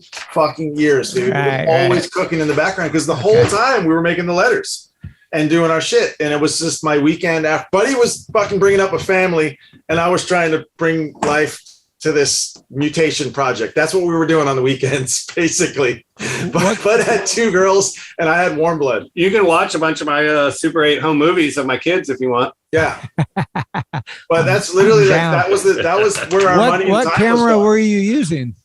What's that? What camera were you using? Oh, you got to explain that none of these things were all researched. The shit you're talking about. Like, this isn't for maybe like 2 or 3 minutes makes it into the movie of like weird little flash, the equivalent of like a flashback It's not really this is flashback, kind but of building like these are like what you're about to do. Research, just trying to figure it out. And to be able to explain to me or our buddy Chris Blauvelt, who's a cinematographer, or to somebody else, to get that excitement. Like when you're trying to explain a painting that you're going to do, or you have the fucking drawing, you're like, hey, dude, look, here's the fucking painting I'm going to do, I need help buying the fucking paint, or whatever. 10 years took to kind of conceptualize, and then the actual process when you get the whole crew and stuff, you do it like in 1 year. Well, that's in stages too. You got to like, there's 3 different stages to hyping up the real dude with the super 16 millimeter camera, our buddy Chris Blauvelt, who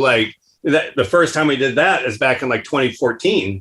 So did you build like a kind of like a trailer or something with your footage and try to present it like, here's what I'm thinking? Yeah, or we tried. Well, I would come back on the weekends with this video footage, and I would cut together weekend little mood pieces from each weekend.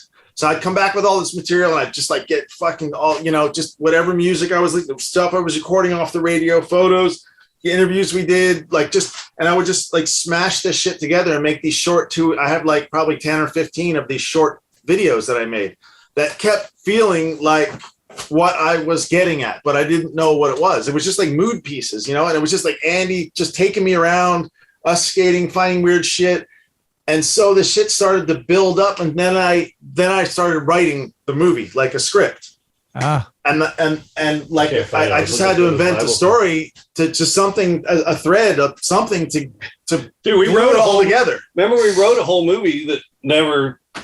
Remember that with Jane, like that whole 2 week, we wrote the entire movie that never. Oh, up on the wall. Yeah. Like we wrote like. There's probably like 4 movies. Yeah, we should go back and make one of those. I don't know. I wrote a script. I had to come up with a fucking idea of how we got to keep the audience like interested here, because this is getting long-winded. But it was an idea of like, okay, a feature film, and I have to get people to sit in a seat for 90 minutes, and it has to feel like me, like us, like or something real. It has to reflect all of the fucking influence and fuck you of skateboarding and the methodology of making skate films and all the ideas of just fuck you to the world and to the man and to punk rock and it was just like all these ideas we're trying to cram into this fucking movie and make it watchable. Okay. And so that script just kept getting rewritten, and then we're like, okay, we're going to go shoot for real. Like we're going to go take this script with no actors and start shooting. So then we went and raised like a bunch of cash through one dude invested, and then we went out and shot for like 3 or 4 days, and we came back with this shit that was so fucking unbelievable. Like it just was so unreal, but I still didn't have actors, and I still didn't know what the movie was about. Yeah, it was pretty funny. It was like coming back from a skate trip where all you filmed were like the Trans World intros, like you didn't have the piece yet. Yeah, or you filmed all the spots, but you didn't have anyone skating them. Yeah, it was like that kind of like I still didn't know what I was doing. But a lot of it ends up getting used. 80% of that shit made in the movie. After that, we found 2 kids at the skate park. Right. Ryan years later, and Haley. like years later, still going up there, fucking ready to jump in front of a bus. Like this shit went on forever. And, and then you just stop talking about it, because who wants to hear you talk about this thing that's never going to happen? It was seriously like, the pipe dream, dude, it's beyond. And then I finally met this kid, Ryan Toothman from Modesto, from Riverbank. And then Haley Isaacson from Modesto. Met them both at the skate park. She was skating, he was skating. I knew him. I went up and spoke with her. She was just fucking all for it. And then I just started create, like, I don't know what, put them in the car together and started filming them driving around, and saw what that looked like, and had them like sort of, I knew for one thing is that I didn't want it to be a boy girl love. So I wanted it to be actually 2 like kind of asexual weirdos that sat next to each other and didn't really, you always expected it, but neither of them cared or even looked at each. I just wanted it to be that for sure. Not anything to do with a relationship or any of that shit. Just 2 straggling fucking wandering kids that found themselves in a car together and spent 2 days together. And this is what happens like when, these stories happen every day, just a couple random, and most of the people that we found along the way, I mean, you saw the film, a lot of those people that we met up with, everyone in the background, all of those locations was all real people, all knocking on doors, all just running in and shooting, getting kicked out. The whole thing was exactly like making a skate film. Dude. Even when we had the full cast and crew. Okay. Everything was spontaneous. So I know we can't name the book, but can we say it was based on a girl's diary, right? Yes, it was. It was a real girl wrote this. That's what brought you to Modesto originally, because it was from Modesto, and then Julian and Andy and then it got, wow, man. Yeah, because like I said, I just literally, I mean, we've been talking for a while now, but before we started talking, I had finished my first viewing 45 minutes before we talked, and there's a lot of things to it that like I was like, I want to talk to you about, like definitely the end. There's this portrait scene where it's just portraits, and probably the great talented Josh Landau playing some rhythm behind it or something. Yep, that's right. Man, that's one of the more powerful parts of the whole movie. For Absolutely. Sure. Absolutely. Like the eyes, you just see it in the eyes, and that's where maybe an actor can't give you that. Like that's authentic. That's the real deal. Like missing teeth, like all that shit. Just like the miles in people's faces, right? Like, Yeah. Well, that was something at the end of every scene.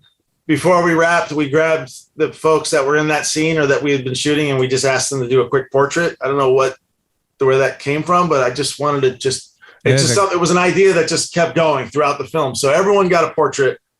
There's a lot more than that didn't make it in, but it is a pretty amazing collection of faces. And I thought just like that was a good thing to put at the end to sort of just remind you of, that's our cast. It's almost like it's kind of like our curtain call, like almost like just like when everyone comes out at the end and bows, like, I mean, whew, that was heavy. I mean, to me, that scene or, whatever is also just a statement, of like, there are so many people existing beneath, outside the mainstream, like in the fringe or whatever, and they have the dignity, the same amount of dignity as anybody else, and it's like to show them like that as, like a photographer friend was like, it's like a Diane Arbus portrait book or whatever, like you said, you see the human experience in so many of those people. So many of those people have passed by now. Yeah. A lot of I'd say a lot of 30% of the people in that portrait sequence are not around. Oh man. And it is heavy, it gives me every time goosebumps, it's Ooh, I bet. Yeah. Yeah. It was sort of also like a thing. It was just like, I gotta like have the respect. Like I want to look you in the eyes and let you know that I'm honest here. Like I'm not trying to exploit you or fuck around with any weird kind of idea. It was just sort of like, hey man, excuse me, come on over. Can we just like at the end, can we just get a nice portrait of you? And then they would pose. They didn't know it was rolling, it was funny. Yeah. But I just wanted to like have like just a quick, like, and they all, I think a lot of people really love that. They respected, or they respected the fact that we called them over to give them a moment and shoot a portrait of them on this beautiful big camera. And it was like, I don't know, man, they all just had this look of just like, yeah, man, here I am. This is it. Like, I don't know how else to really put it into words. Keep the wheels greased. But it was just like, this is the truth. There's nothing fancy here. There isn't pretty people in movies all the time. And all these stories aren't, and not everything wraps up and has a conclusion. And it's just like here, now. And it's about survival day to day. That's what the story is about. How to just keep navigating a fucking desolate road to nowhere. Fuck, dude. Yeah. Would you say let's throw Gummo and River's Edge out there? Like, are those inspiration? Like what kind of movie would you say, like, would you be flattered to have those names in as an inspiration? Or I have like there's like 10. Probably my biggest. I mean, fuck, man. Suburbia. Yeah, Suburbia for sure. I mean, maybe Repo Man. I remember seeing Gummo back. Repo Man is a great. I mean, dude, the fact that these movies are even coming. I would put Eraserhead into the conversation. This is great. This is fucking because those are all my influences. You know, sure. Like Deep, Heavy. I mean, dude, all the obvious ones. You know, obviously, River's Edge, Gummo, of course. I mean, I didn't reference those movies. I have movies that I reference specifically for the look and the feel, which, like Kelly Reichardt, this female director, her first movie is this movie called River of Grass. That was the movie that really made me believe, like when I saw a movie that I was, like, okay, that really felt even closer to what I wanted to do. True. And there was this other movie called Radio On by something Pettit. What the fuck is his name? Incredible music. For a music nerd, you need to watch Radio On. It's a fucking music film. Is it Birmingham? What is it? It's London. It's our neighbors. But it's such a fucking good movie, and it's about a guy who's just kind of drifting around listening to the music in his car, and it's like dude, Sting is in it, which is amazing. Like a really young Sting sings this really amazing song. Like, and it's about this dude who's just drifting and getting out of the car and meeting people, having an experience, getting back in the car and rolling on down the line. Ultimately he ends up picking up this woman and he takes her to her husband's funeral or something. It's just super random. And that was another one that I was like, okay, a road movie. Like, not everything has a conclusion. What does 2 or 3 days feel like? As my ideas got more and more, as it got more and more complicated to wrap my brain around a movie, a story that could last 90 minutes, I just had to keep simplifying, boiling it down. This means nothing. Emotions are something that aren't always like this big celebrated thing. This is just two fucking people over 3 days. And this is what it felt like to be in those seats on those days when you're these people. And there is no big story to it. And that's what I think, the things you hear on the radio and the conversations you hear are where the story kind of, I think, my slant or my angle come in. But really for them is they're just fucking navigating through it, just driving through it. And then it lasts 2 or 3 days and what happens next? Who fucking cares? Right. Okay. And skateboarders will appreciate seeing familiar faces like Hubbard, Gerwer, Dogboy, Sean Gutierrez. I think who else is in there? Rainey's in there, but you can't really see him. Rainey's in there a couple times. In one of the early scenes. Oh, is he? Yeah. Rainey. Fuck, man. There's Andy. Julian showed up to be in one of the scenes, but then he freaked out on all the people and split. So I was like, Julian's here. And I was like, sick, Julian showed up. Julian's like, I split. I couldn't deal with it. I wish he would have been there, but that was cool, man. We did a sort of an ode. Hubbard was supposed to have a scene in the film. Grosso's voice is in it on the radio at the end. Grosso wanted to be in the movie too. Unfortunately, didn't fucking make it. But we did get his voice in on a tough radio show. All that radio shit we recorded, it's not real, obviously real radio. It's us stupid. No, it's you can definitely feel some influences of what some of your earlier work, especially like the TV screen, obviously with the credits looks very familiar and different things like that.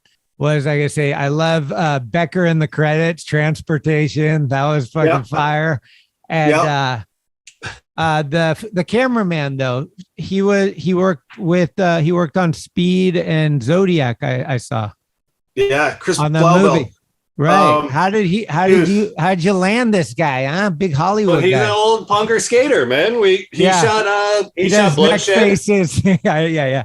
Yeah, he did Neck Faces thing. He did Bloodshed when we made that back in 2000. And he did that one too. Yeah.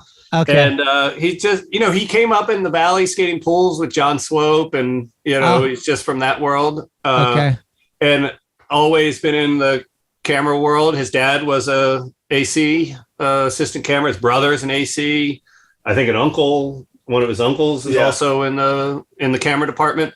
Hollywood camera department. His nephew is now in the camera department. He's just from a family, like a family of camera dynasty. Yeah. And so he started in film while he was skating, as a camera loader, as a film loader, and worked his way up, classically, working his ass off 16 hours a day, 7 days a week. Sure. And surfer, skater, punker, all those things. Coolest dude ever. He's also the guitar player, singer, and Rat Shit. Yeah. Oh, okay. Yeah. He's just a. Did I ever send you a Rat Shit album? No, I think it would be back there somewhere. If you had. Sam Hits has mentioned them. Yeah, Sam does. I gotta send you one of those. Distributes it, but Chris is just one of our homies, really good friends, and like when we need to take something to the next level, it's like he's generous, man. Always our guy. Like the neck thing. We wanted that thing to look super tight, and really good. It's like we could have done it, for sure. It wasn't like super, but Chris came in. He brought in, lighting guys and assistant camera, and like just made it so that it looked like a TV, like a proper, like real deal, fucking gnarly production. And that's his specialty. He runs fucking, he shoots all Gus Van Sant's movies, like he's a badass. Oh, was that your connection to that too? We met him. No, we met him before that, but that's when we got to be friends with him through Gus. Like we met Gus through somebody else, and then Chris was working on Paranoid Park when we went up to meet Gus. Yeah, that's what I'm saying. So we connected sort of separately, like through Gus. Paranoid Park was 2007. 2000. Okay. Yeah, 2007, 2008. Yeah. And then the Creature one was after that. Yeah, right after that, like 2010, 2009. Somewhere. No, like 9, like 7 or 8. Dude, that was a fun one. So I don't. You're seeing like those are some big productions that you're probably like taking some notes for these future endeavors. Yeah. Always. Yeah. We're always like thinking of how we're all. You know what it is? It's like being a fucking crackhead. It's like when we first did Fruit of the Vine and like we got the film back and we made our first little edit. And I remember it was like, dude, our first edit of that project is going to be like the steps that it takes to get into a backyard pool. You drive down the highway, then you show up at the pool, then you jump the fence, and then you get to the pool, and like, duh. But it was like, when we put it together, it was like, oh my God, this is incredible. We got all the steps shot from different days, like 10, 15 like different sessions. Actually put a story and together. Then, and then assemble it from all these different things, and dude, we were like buzzing for like a week off that one edit, and we've been, I think, just chasing that feeling. And, the warm blood thing, I was basically, someone said in an email to me, like, hey, good job midwifing warm blood. I was like, yeah, that's probably a pretty good explanation. It's like his baby, but I was right there, like, helping him. But that's like a similar feeling, like we just went up and screened it at the Seattle International Film Festival. Yeah. How was that? Watching a narrative thing, a different project up there was really fucking close feeling to that first time sitting in the edit room when we did Fruit of the Vine in like 98 or 99. You know what I mean? Like it just chasing that fucking high, of how can we get that same feeling? How can we do something different or put together a different crew, or whatever. And it's fucking fun also to use all our buddies. To evolve. Is that nerve-wracking?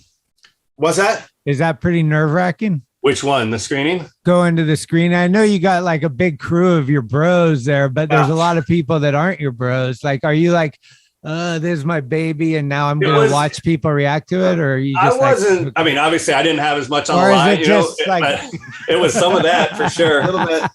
But I was pretty confident, like, with the warm blood thing, like, because I know Rick was definitely had like, he's more emotionally invested in whatever. And I was like, I saw my role as being like, no, it's good. Like I was that outside voice being like, no, it's not all in your head, dude. You're not just imagining that this is cool. Like, this is actually cool. Like, this is real. Like, you really Or And on the you side. need I that. could say that. I Yeah. could say that just because there were other edits where I was like, And whatever. But Rick's like, probably like, yeah, you're my friend. You're gonna say that. Like, and he no, still but he doesn't knows believe we're you. harsh, dude. We've worked together for so long. Okay. Like when I make an edit, So if it passes him, that's like the hardest. Like he'll tell me, and I'm the same way. Yeah. Like we'll fucking thrash each other if it's something like not in a mean way, but I would never tell him that something's cool if it's not. I would never. I mean, it almost goes to like at this point, we don't even need to. We've done. I can feel it. He's sitting there. He doesn't have to say a word. Anything. We're watching an edit, and I'm like, I don't even have to look back. I can feel it. Like, oh, this isn't popping. Billion. We've done a billion. And I'm sure he's the same. Like he can feel like, edits. oh, this isn't. It's not. It fucking felt good, dude, because it was like, dude, this is what's next. Like this is what we got, dude. Thank fucking God we had something cooking because we had something to like occupy our mind and our space and our actually not wanting to fucking go jump off a bridge after the whole Grosso, that whole thing just fucking came in. That was our lives. We had this thing and it was just like, dude, check it out, man. We're fucking doing new shit and moving, and it's good. I really don't doubt that the fucking thing is really good. And the reason I'm so happy about it is because it maintained the same fucking integrity, the same trip that we've always been on, just the same story. It's fucking honest. It's made with real people, with fucking real, and a lot of real hard-earned dollars from other people. We raised money from that film from other artists. We sold friends' art to pay for that. People donated money. Like it was a full-on family community project. That thing, we had a couple investors that came in with a little bit of like, okay, this is an investment like in a movie. Stupid idea for them because they're never going to make, no, but honestly, you're not going to make money on this thing. But where the real money came from and the real support, like priceless amounts of support, was through everyone just being like, dude, you guys, we get it, man. We've seen what you do. We know you guys are the truth. You will not compromise anything for what you're doing. You're not going to fucking screw anyone. You're not going to twist or exploit, or you're not going to do any of these things. So that was the main thing that kind of got us to the finish line, to getting it done. Friends, fucking people would just, dude, there are like semi-strangers that just gave cash. Wow. Like just straight gave cash at the end to get it done. And then an old roommate of mine, so many things. An old roommate of mine, his house burned down, and he got, the Malibu fires, and he got a huge insurance thing. And the first thing he did is call up, and he's like, dude, how much do you need to get across the finish line? I was like, well, good thing you called, because we were just talking about how we're not going to be able to finish this thing because we need X amount of dollars. He's like, got you. And it was like that kind of like energy of like, oh, it came to me, it comes back to you. It's just because we've been doing this shit. Like we've kind of earned that cred in our community, and everyone got behind us, and we were able to try something new. And to show it, getting back to the original question, how did it feel sitting there in Seattle with that mixed group of people with Jenny and Kaya there and Rainey and just like real fucking deep old homies, that was like, dude, I was so proud and so happy because how crazy that it was in Seattle. I mean, we don't even have to talk about like the specialness of that city for you and stuff. So yeah, it was pretty fucking mental, pretty dude. Epic, dude. It was badass, dude. You got Peabody in there with his bright orange vest, like shit. Peabody, we wanted to go do some wheat pasting, and Peabody ran to the fucking Home Depot and got some buckets for us and the right brushes and shit. It was just all like, every step we took, it was like, oh, after party, boom, fucking Marginal Way, duh, huge fucking smileys, like, oh, dude, my band's playing, it's my birthday. Farmer's like, I'm flying in. Like, it was just like, I was like, whoa, dude, okay, this is so much more. It's almost overbroad. Like, you're like, dude. It was never. But never. The reason is because Never we had a overbred. fucking community of motherfuckers that like have watched our shit and they're just like, what's this gonna look like? Right. Like I think everyone was really anxious to come and see what we were gonna do because we've been talking about it forever too, you know? Well, there's that. What's the plan for it? Like, is there going to be more festivals or anything? Mm-hmm. Yeah. It's already lined up for a few more. And I guess it's not like super public or whatever because the festivals announce their schedules. And, but it's suffice it to say that, it'll go through probably, what would you say, 8 months, 9 months of festival stuff. And then like, maybe this time next year or like April or, March or April, it'll be take it on the road, like a regular, like old school road trip, like an old school skate fucking road trip, like skate video premiere, type thing. And then some of the bands from the movie or something. Exactly. Great, or different cities, like how it shit. And I then, heard the Sean Gutierrez Festival at the Balboa Theater in San Francisco is happening at some point. Yep. We've already, Frankie already told me that Alyssa runs that. She has a night down there. Yeah. So I'm hoping we can, it's easy. If you guys are down, it's easy. It's done. Yeah. Yeah. So it's just a matter of, there's like a whole crew of people that put in money and all this stuff, so it's like at this point, Rick and I are like 2 of 8 people that get to make any decisions, about like that kind of stuff, because when there's money involved, it's like we didn't know this thing was business until I finally finished it and proved to everyone that nobody believed it was going to be done. So they just kind of sat there. Like in the original, there was some contract signed. Okay.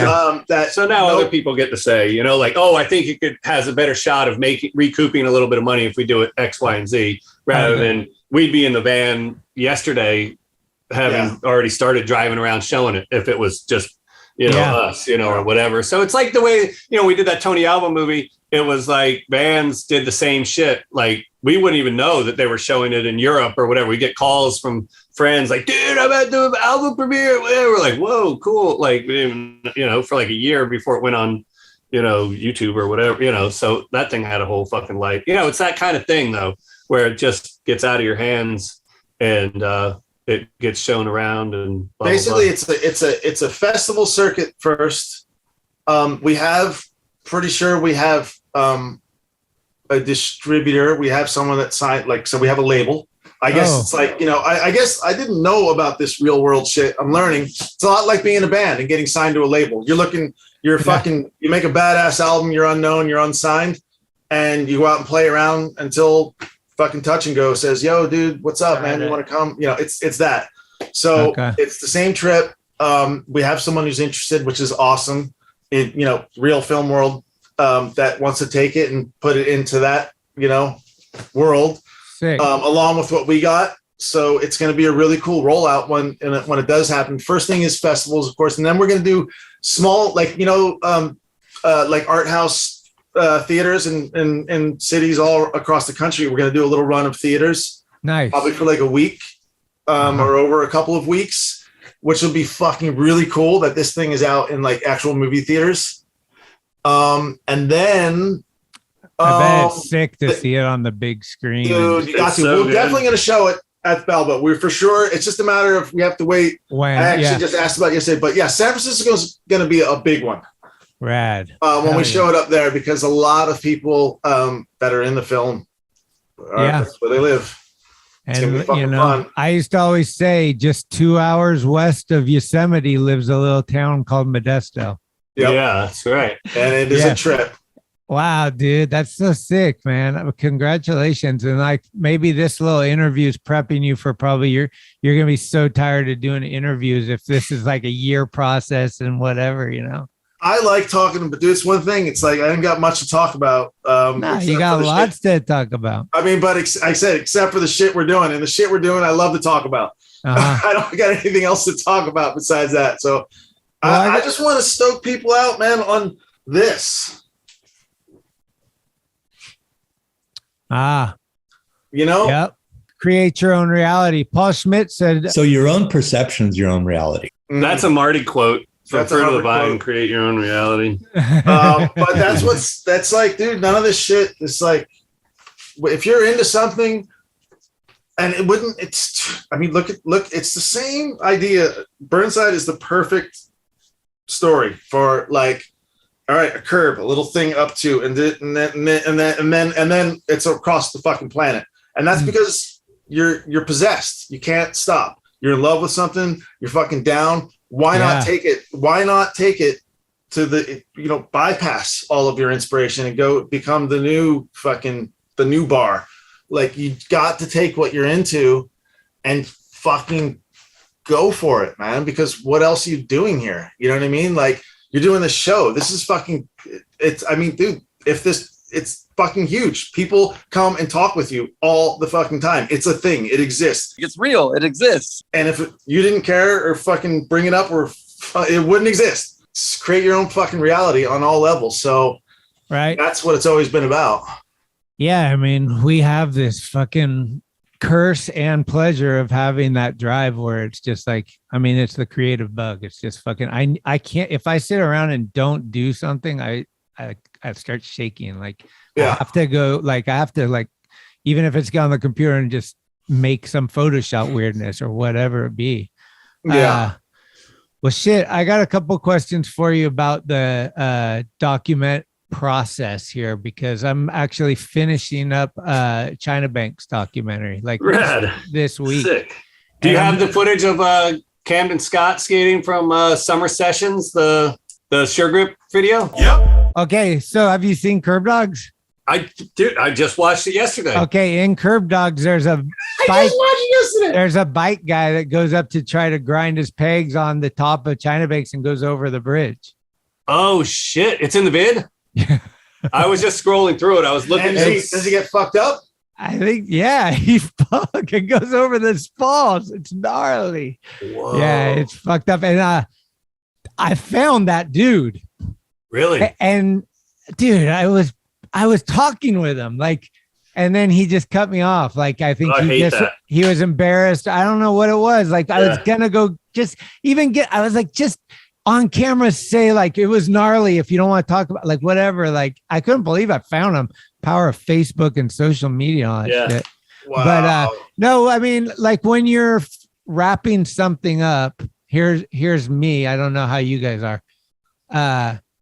It's bittersweet. It feels like, especially in my case, there usually is people telling you it's time, like the clock, it's time. Yeah. Like you got to put this out. Are you doing it for Thrasher? Is it a Thrasher thing? Yeah, cool. It's fucked up. We got Gons, Julian, Cardiel. Yeah. We got the original tape that Tobin filmed of Cardiel and Julian the first time it's so gnarly. Sean Young filming, spitting, chewing tobacco, and like lots of cool like archival stuff.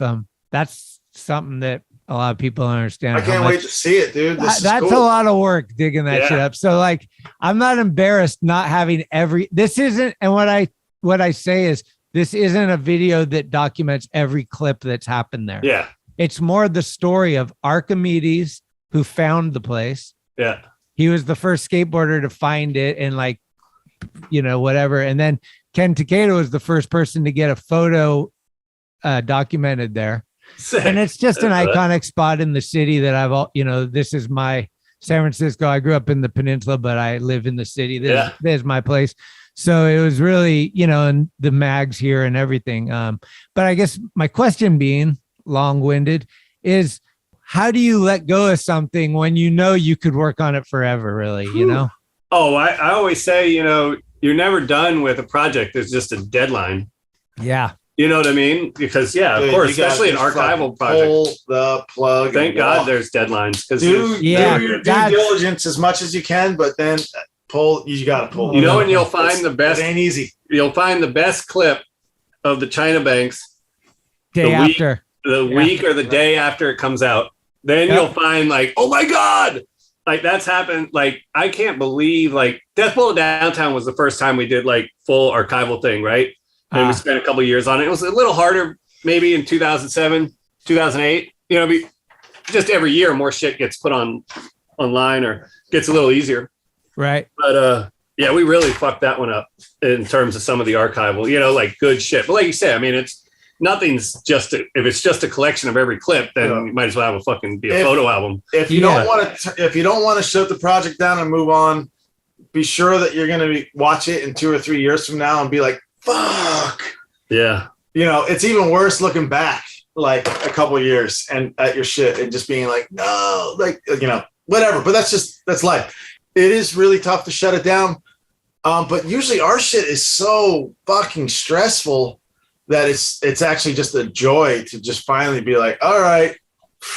Yeah. Gone. Okay. There is that part of it too. And I think narrowing the focus too helps a lot with those kind of things, like when you go into something like say the China Banks thing and, you're not necessarily sure of like, oh, are we going to do all eras? Are we going to do every person that ever skated? Are we going to, but like we found, especially like with love letters or whatever, if it's a certain, you choose maybe a narrower focus because it kind of makes it more interesting in a way too. You don't have to tell, just like you don't have to show every clip. You don't have to tell every story. You don't have to tell you don't have to tell the whole story. Right. You can tell it from the point of view of just people that lived in the city. Frisco icon. Maybe focus on that and maybe just do one little piece of people from outside the city skating. How long have you been working on it for? Well, because of the pandemic, I think it's probably like maybe over 2 years. Fuck yes. And is it an hour or 2 hours or half an hour? I think it'll be like 40, probably 40 minutes. That sounds about right. I think anything longer than that on like a single subject is you're kind of just adding to it, I mean, that's the other thing, is being satisfied, like that, right.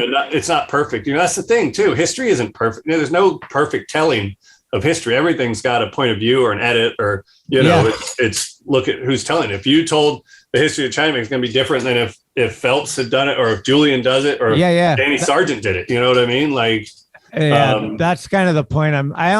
But you don't want to like start off something by like saying, just so you know, like there's never a caveat for your work. Way. Like, you know what I mean? It's just we used to do that. And it's like, no, that means you need to go back, like just don't do that. Yeah. I mean, confidence is huge. You have to have you have to be fucking, this is your shit. So like, whatever. Who was the first person to go over the bench? Julian. The short bench. It was the short one. Oh, the short bench. That's not even like a thing. Like nobody even cares. Yeah. Okay, got it. Because anybody could have been anybody. The first person to skate it probably went over. Julian was the first to go over the long bench, and it was like within a few days of Cardiel 50-50 in the top, and Cardiel opened up that nobody had touched the top like top rope. Doing like a quarter pipe trick and coming back in. I was going to ask you too, before we bail, what your thoughts on the Dreamland doc were. I'll speak first since I'm an outsider. I wasn't involved with it. I thought it was fucking awesome. Really? I really liked it. Personally, I wasn't so super interested in like the crossover, the new thing. I don't know. That didn't, but that's just personal. All in all, dude, I thought it was great. I like cried a couple times. Me too. While watching it. Yeah. I mean, that's a fucking. It's so weird. Like you're watching this thing that's super inspirational, but your brain doesn't think like, oh, this doesn't have a good ending. Yeah, right. Yeah. And then you get to that part and you're like, yeah, no, I mean, you can't see red talking about Marty. I mean, that's just too fucking much. But I mean, as far as just the story, like, and the way it was fucking done, I thought it was fucking awesome. I watched it straight through. I know, buddy, you met Hubbard early days. You go way back, right? Yeah. I mean, you had a lot of flapping. You were in there a lot. Yeah, I was. Yeah, I didn't. You kind of helped. I mean, you helped steer that ship a lot. I thought. Well, it's funny. Sam Hitz was epic too. Like he's like Sam's like little one-liners are just like. Yeah, I'm like the info nerd guy, and he's the comic relief, and Pete adds some cool shit. Sure. But when I was thinking about, I was talking to Burnett, in leading up to it, and I was like, telling him like, interview this guy, interview that guy, or whatever. And then he starts asking me questions, and I'm like, and I'm like telling him about Marty, and then he's asking me about Red, and I'm telling him about Red, and then the light bulb either went off with me or with him, and it was like, oh, for a couple of years, like I knew Red maybe from high school, you know, from growing up in Portland, even though we lived out of the city, and then Marty came down, and then I moved to Seattle, and I lived in Oregon, you know, like, so I was back and forth. And the Northwest is one of those places where, and it seems probably maybe still like this, but I'm sure not as much as before. In the late 80s, Seattle and Portland didn't mix. Like it wasn't a thing, you know? Oh. I don't remember Red ever going to Seattle like in the 80s or early 90s, you know? Like, huh. I'm sure he probably did, but not like, it wasn't like a thing, you know? Like there wasn't, when Marty moved down to Portland at the beginning of Burnside, that was like the first person from Seattle that had ever lived in Portland skate-wise. Oh, okay. And I was one of the first people that moved to Seattle from Portland because I was going to college. Me and my friend Davey from Boston, and you know, because our vert ramp had gotten torn down. That used to be an indoor ramp in Eugene, and that's why we all lived there. And that's how I met Marty, because he had come down to skate the indoor ramp in the winter, you know, and ended up living with us. And I guess Red said that I introduced him to Marty, which makes sense, you know, like that because they're both so weird, you know what I mean? Like they're not weird, but you know, they're unique individuals. They require introduction. Yeah. It was like, okay, you know, you guys gotta, and I guess, you know, it's not outside the realm of possibility that I introduced him. I mean, it would make sense, but we were living at the skate house, you know, where the ramp was, you know, so it made sense too that we would connect, you know, that everybody in that scene would connect. Sure. I would have liked to seen a wider range of interviews. Yeah, that would be my one thing about it. I think that thing got turned into a different, I think they started to try to do something and it became bigger than what they intended. Yeah. And that made people think like, how come these people weren't a part of it? But it was really meant to be just about this core. And yeah, my main thing would have been like Sage from Portland. I mean, he wasn't originally from Portland, but Sage being someone that could speak for Burnside other than Red, and Mike Swim, whose idea it originally was to build a concrete underneath a bridge before Burnside, before the West Seattle Bowl. But in 1988, 89, he was the guy driving around looking for spots under the bridge. He's the guy that lived next to Schmidt's Park in West Seattle, where the original bowl was built under the bridge before, maybe at the exact same time as Burnside started, you know, like, so wow. Swim's really like, to me, in my memory, Swim was the first guy that was consciously had the idea, like, let's build, you know, Marty was drawing all the crazy things. So it was like Swim and Marty, you know, and this other guy, Troy Nichols, and, you know, but there was like a crew of people.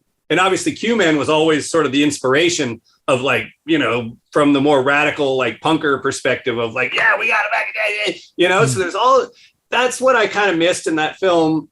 And it's not a knock on it because it's good for what it is, you know, but like there could be, it just leaves the door open for another project, you know, which, you know, where you could incorporate some of these other guys, you know, of like the root of that thing, you know, because that idea, that concept in my memory is really a big thing is Swim, and he's still building part, you know, like, I mean, he's fucking, and he's never asked for credit, never stood up and said, look at me, or he's one of the best. He could skate the shit as good as anybody back then, and probably still to this day, you know, like, and Sage, another big, huge motivator, you know, because you see these people like Red, because they're in Monk, because they're out there and they're big, huge personalities. But there's other guys that are, you know, equally as important. Fred Golf saves monks. I swear to God. I want to try to get Sage to do the podcast. I mean, that dude's just classic in comedy, and he's funny. He's such a good guy. He's really good-hearted dude. You know, cool. I bet you that Sage smoothed so many ruffled feathers, you know, that Red left in his wake. You know, I bet Sage was the guy like took people out for beers and, you know, calmed people down, and you know what I mean? Like probably did so much to help all that. Oh, one last question too. the Keystone fucking frog left. We got to talk about this. Was that one of the Frogman most left. epic? I mean, is there a better Keystone story than that? That's 3 friends sitting on a fucking dock one day that you wouldn't ever remember. I put it up originally that day. And that turned into such a thing that's so insane. The It was day such that a classic Keystone. We were just so stoked to see Stone. And I was just like, where was that in Spain? Denmark. It was Okay. Denmark. Yeah, we showed up to Copenhagen to show the Body Corporate as like. Keystone was stoked because the fucking boys were back, you know, and we were like having some drinks. He just wanted to do a little fucking throw us a little something. You know what I mean? Like it was like, hey, you guys want to see a Frogman Left? Like it was just like he just got, you know, he was psyched. Just wanted to when it duck was his little Frogman showtime, Left. that was first night of Skate Rock. Keystone put his camera bag in the car and he's like, Schmitty, you're filming this one alone tonight.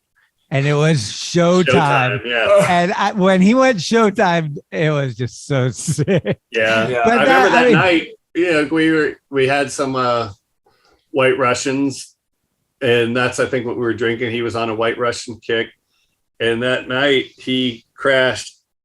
That was the funny thing about Stone. Like he probably could have had a hotel, or he probably did have a hotel. I don't know, but he crashed at the Christiania skate park thing. You know, the indoor bowl. Yeah. And somebody, when I got there in the morning, someone's like, dude, I came here super early and Stone was using a piece of plywood as a blanket. Like they showed up. Blanket, that totally makes sense. Yeah, he just pulled a piece of plywood over him and was Plywood blanket. with a fucking plywood blanket. Think about it. Just think about it. It's fucking cotton fucking comforter. No, he'd be Got like, wrap you a know braid what? around it. Schmitty, think about it. What do you put in a fireplace? You put it in wood. Keeps you warm. If we get past 1:30 a.m., look out. Exactly. Totally. You nailed it. You'd be like, Yeah, you've done enough time. Yeah, but that, I mean. Anyway, that was Stone hyping it up. It was no biggie. It was just a fucking funny stunt you do with your friends. Right. But it was such a classic. And it was kind of towards the end of his life, unfortunately. So that ended up being a. Well, what does he say in that clip? Like everyone can relate to it. That's probably why it was so faint. It was like, oh yeah, there's the most classic Keystone ever. What does he say in the beginning? Like he's Fucking- taking off his clothes and he's like, oh man, you know, everybody here is so like just stuck and nobody does anything out of the ordinary, man. Just it's time to do something out of the ordinary. You know, he's talking as he's taking his clothes off and we're like, Like, take a dip in the water. They never jump into the water or do anything out of the ordinary. All right, hey, I'm gonna just take the hat and the shirt off real quick. I'm gonna do a little fucking Frogman Left. A little something called Frogman Left. A little tucker out of the shirt. There you go, a little Frogman Left.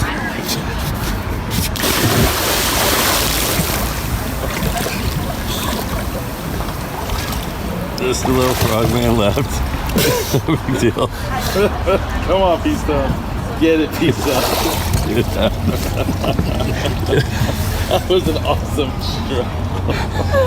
Frogman Left. little Frogman Left. It was like cold, rainy day. It wasn't even like wait I think we till had a you little see this one. friction. We had a little friction with the waitress because she was little, because you know, Oh, yeah. couple dumb Americans, and so that's what kind of got him. Yeah. Oh, yeah, can't have any fun around here. I want to see something. You know, it was just like, fucking, just wanted to stir it up a little bit. I miss that fucker. Well, what else do we need to know before we wrap up? We're in a weird little. Well, yeah, we're not doing anything. We're in a funny little. I mean, in terms of Warm Blood, we're in a holding pattern right now for Warm Blood. I mean, obviously the trailer's up on our YouTube channel, you know, or whatever. But and that's where we'll like. I think on the YouTube channel we'll be adding like little thing, you know, like as well as obviously Instagram, but like just to have it live somewhere. Yeah. We have on our our YouTube channel. I mean, Warm Blood's the only thing we have cracking right now, and it's a big project to get it out. But as far as any other things at the moment, we're cooking up. We have some good ideas. We got those good ideas we were talking about earlier. Yeah, we just got hit us up. We got to figure out. If there's how to a will, finance we got the way. yeah. We're just trying to get scratched together a couple fucking dollars right now. Okay. You know, it's peaks and valleys. You know, when you're just trying to create shit out of your fucking stupid brain, you know what I mean? And we're not like, and we're not really business guys, you know, we just are trying to always just do something cool, like that we can have, you know, what do you call it? Like that we can be stoked on, you know? Yeah. And so it's more like, oh, when two things find each other, we can have a project that fucking. You guys need to open up an ice cream parlor, call it Char Cone, and just have fucking charcoal cones all day. There you go. Oh, Char Cone. We may do it out the fucking alley. Or it could be a barbecue joint. You choose. You want to partner up? Vegan barbecue spot. We got an ice cream shop up front here that's failing, so maybe we can move in and just change the name. Yeah. We'll do a pop-up. We could serve ice cream in old shoes or new shoes. Done. Is there one dude on your list that you really have wanted to interview your whole life and either turned you down or you just didn't know well enough to get to? Like, is there like a? I think Jay Adams is the only cat you never connected. Think of that like skate wise that we missed. Yeah, I think so. Skate wise, I mean, there's Bill Murray for me. Farmer's working on it. Apparently, that's gonna be my last podcast, Bill Murray, and then nice. we were backstage filming. What's that band? Band of Horses one time, and we're just standing there, whatever, getting ready to shoot some Super 8 or whatever, and Bill Murray was there, and I was like, damn, Char, look, that dude looks like Bill Murray. And Bill Murray heard me and turns around and just does one of his like Bill Murray's like some look, you know. And I was like, didn't he go out and intro? Did he intro the band? I think he introed the band. Yeah, that's why he was there. It was during some Austin, Texas fucking music festival. South by, I think. It wasn't South by, it was Austin City Limits. City Limits. But all right. Anyway, yeah, so we got to see, we didn't meet him. He didn't even like, hey, yeah, shake her hand. He just looked back like, yeah, it is Bill Murray, you dumb fuck. Gave you the comfort. Yeah. Yeah, it was sick. It was pretty cool.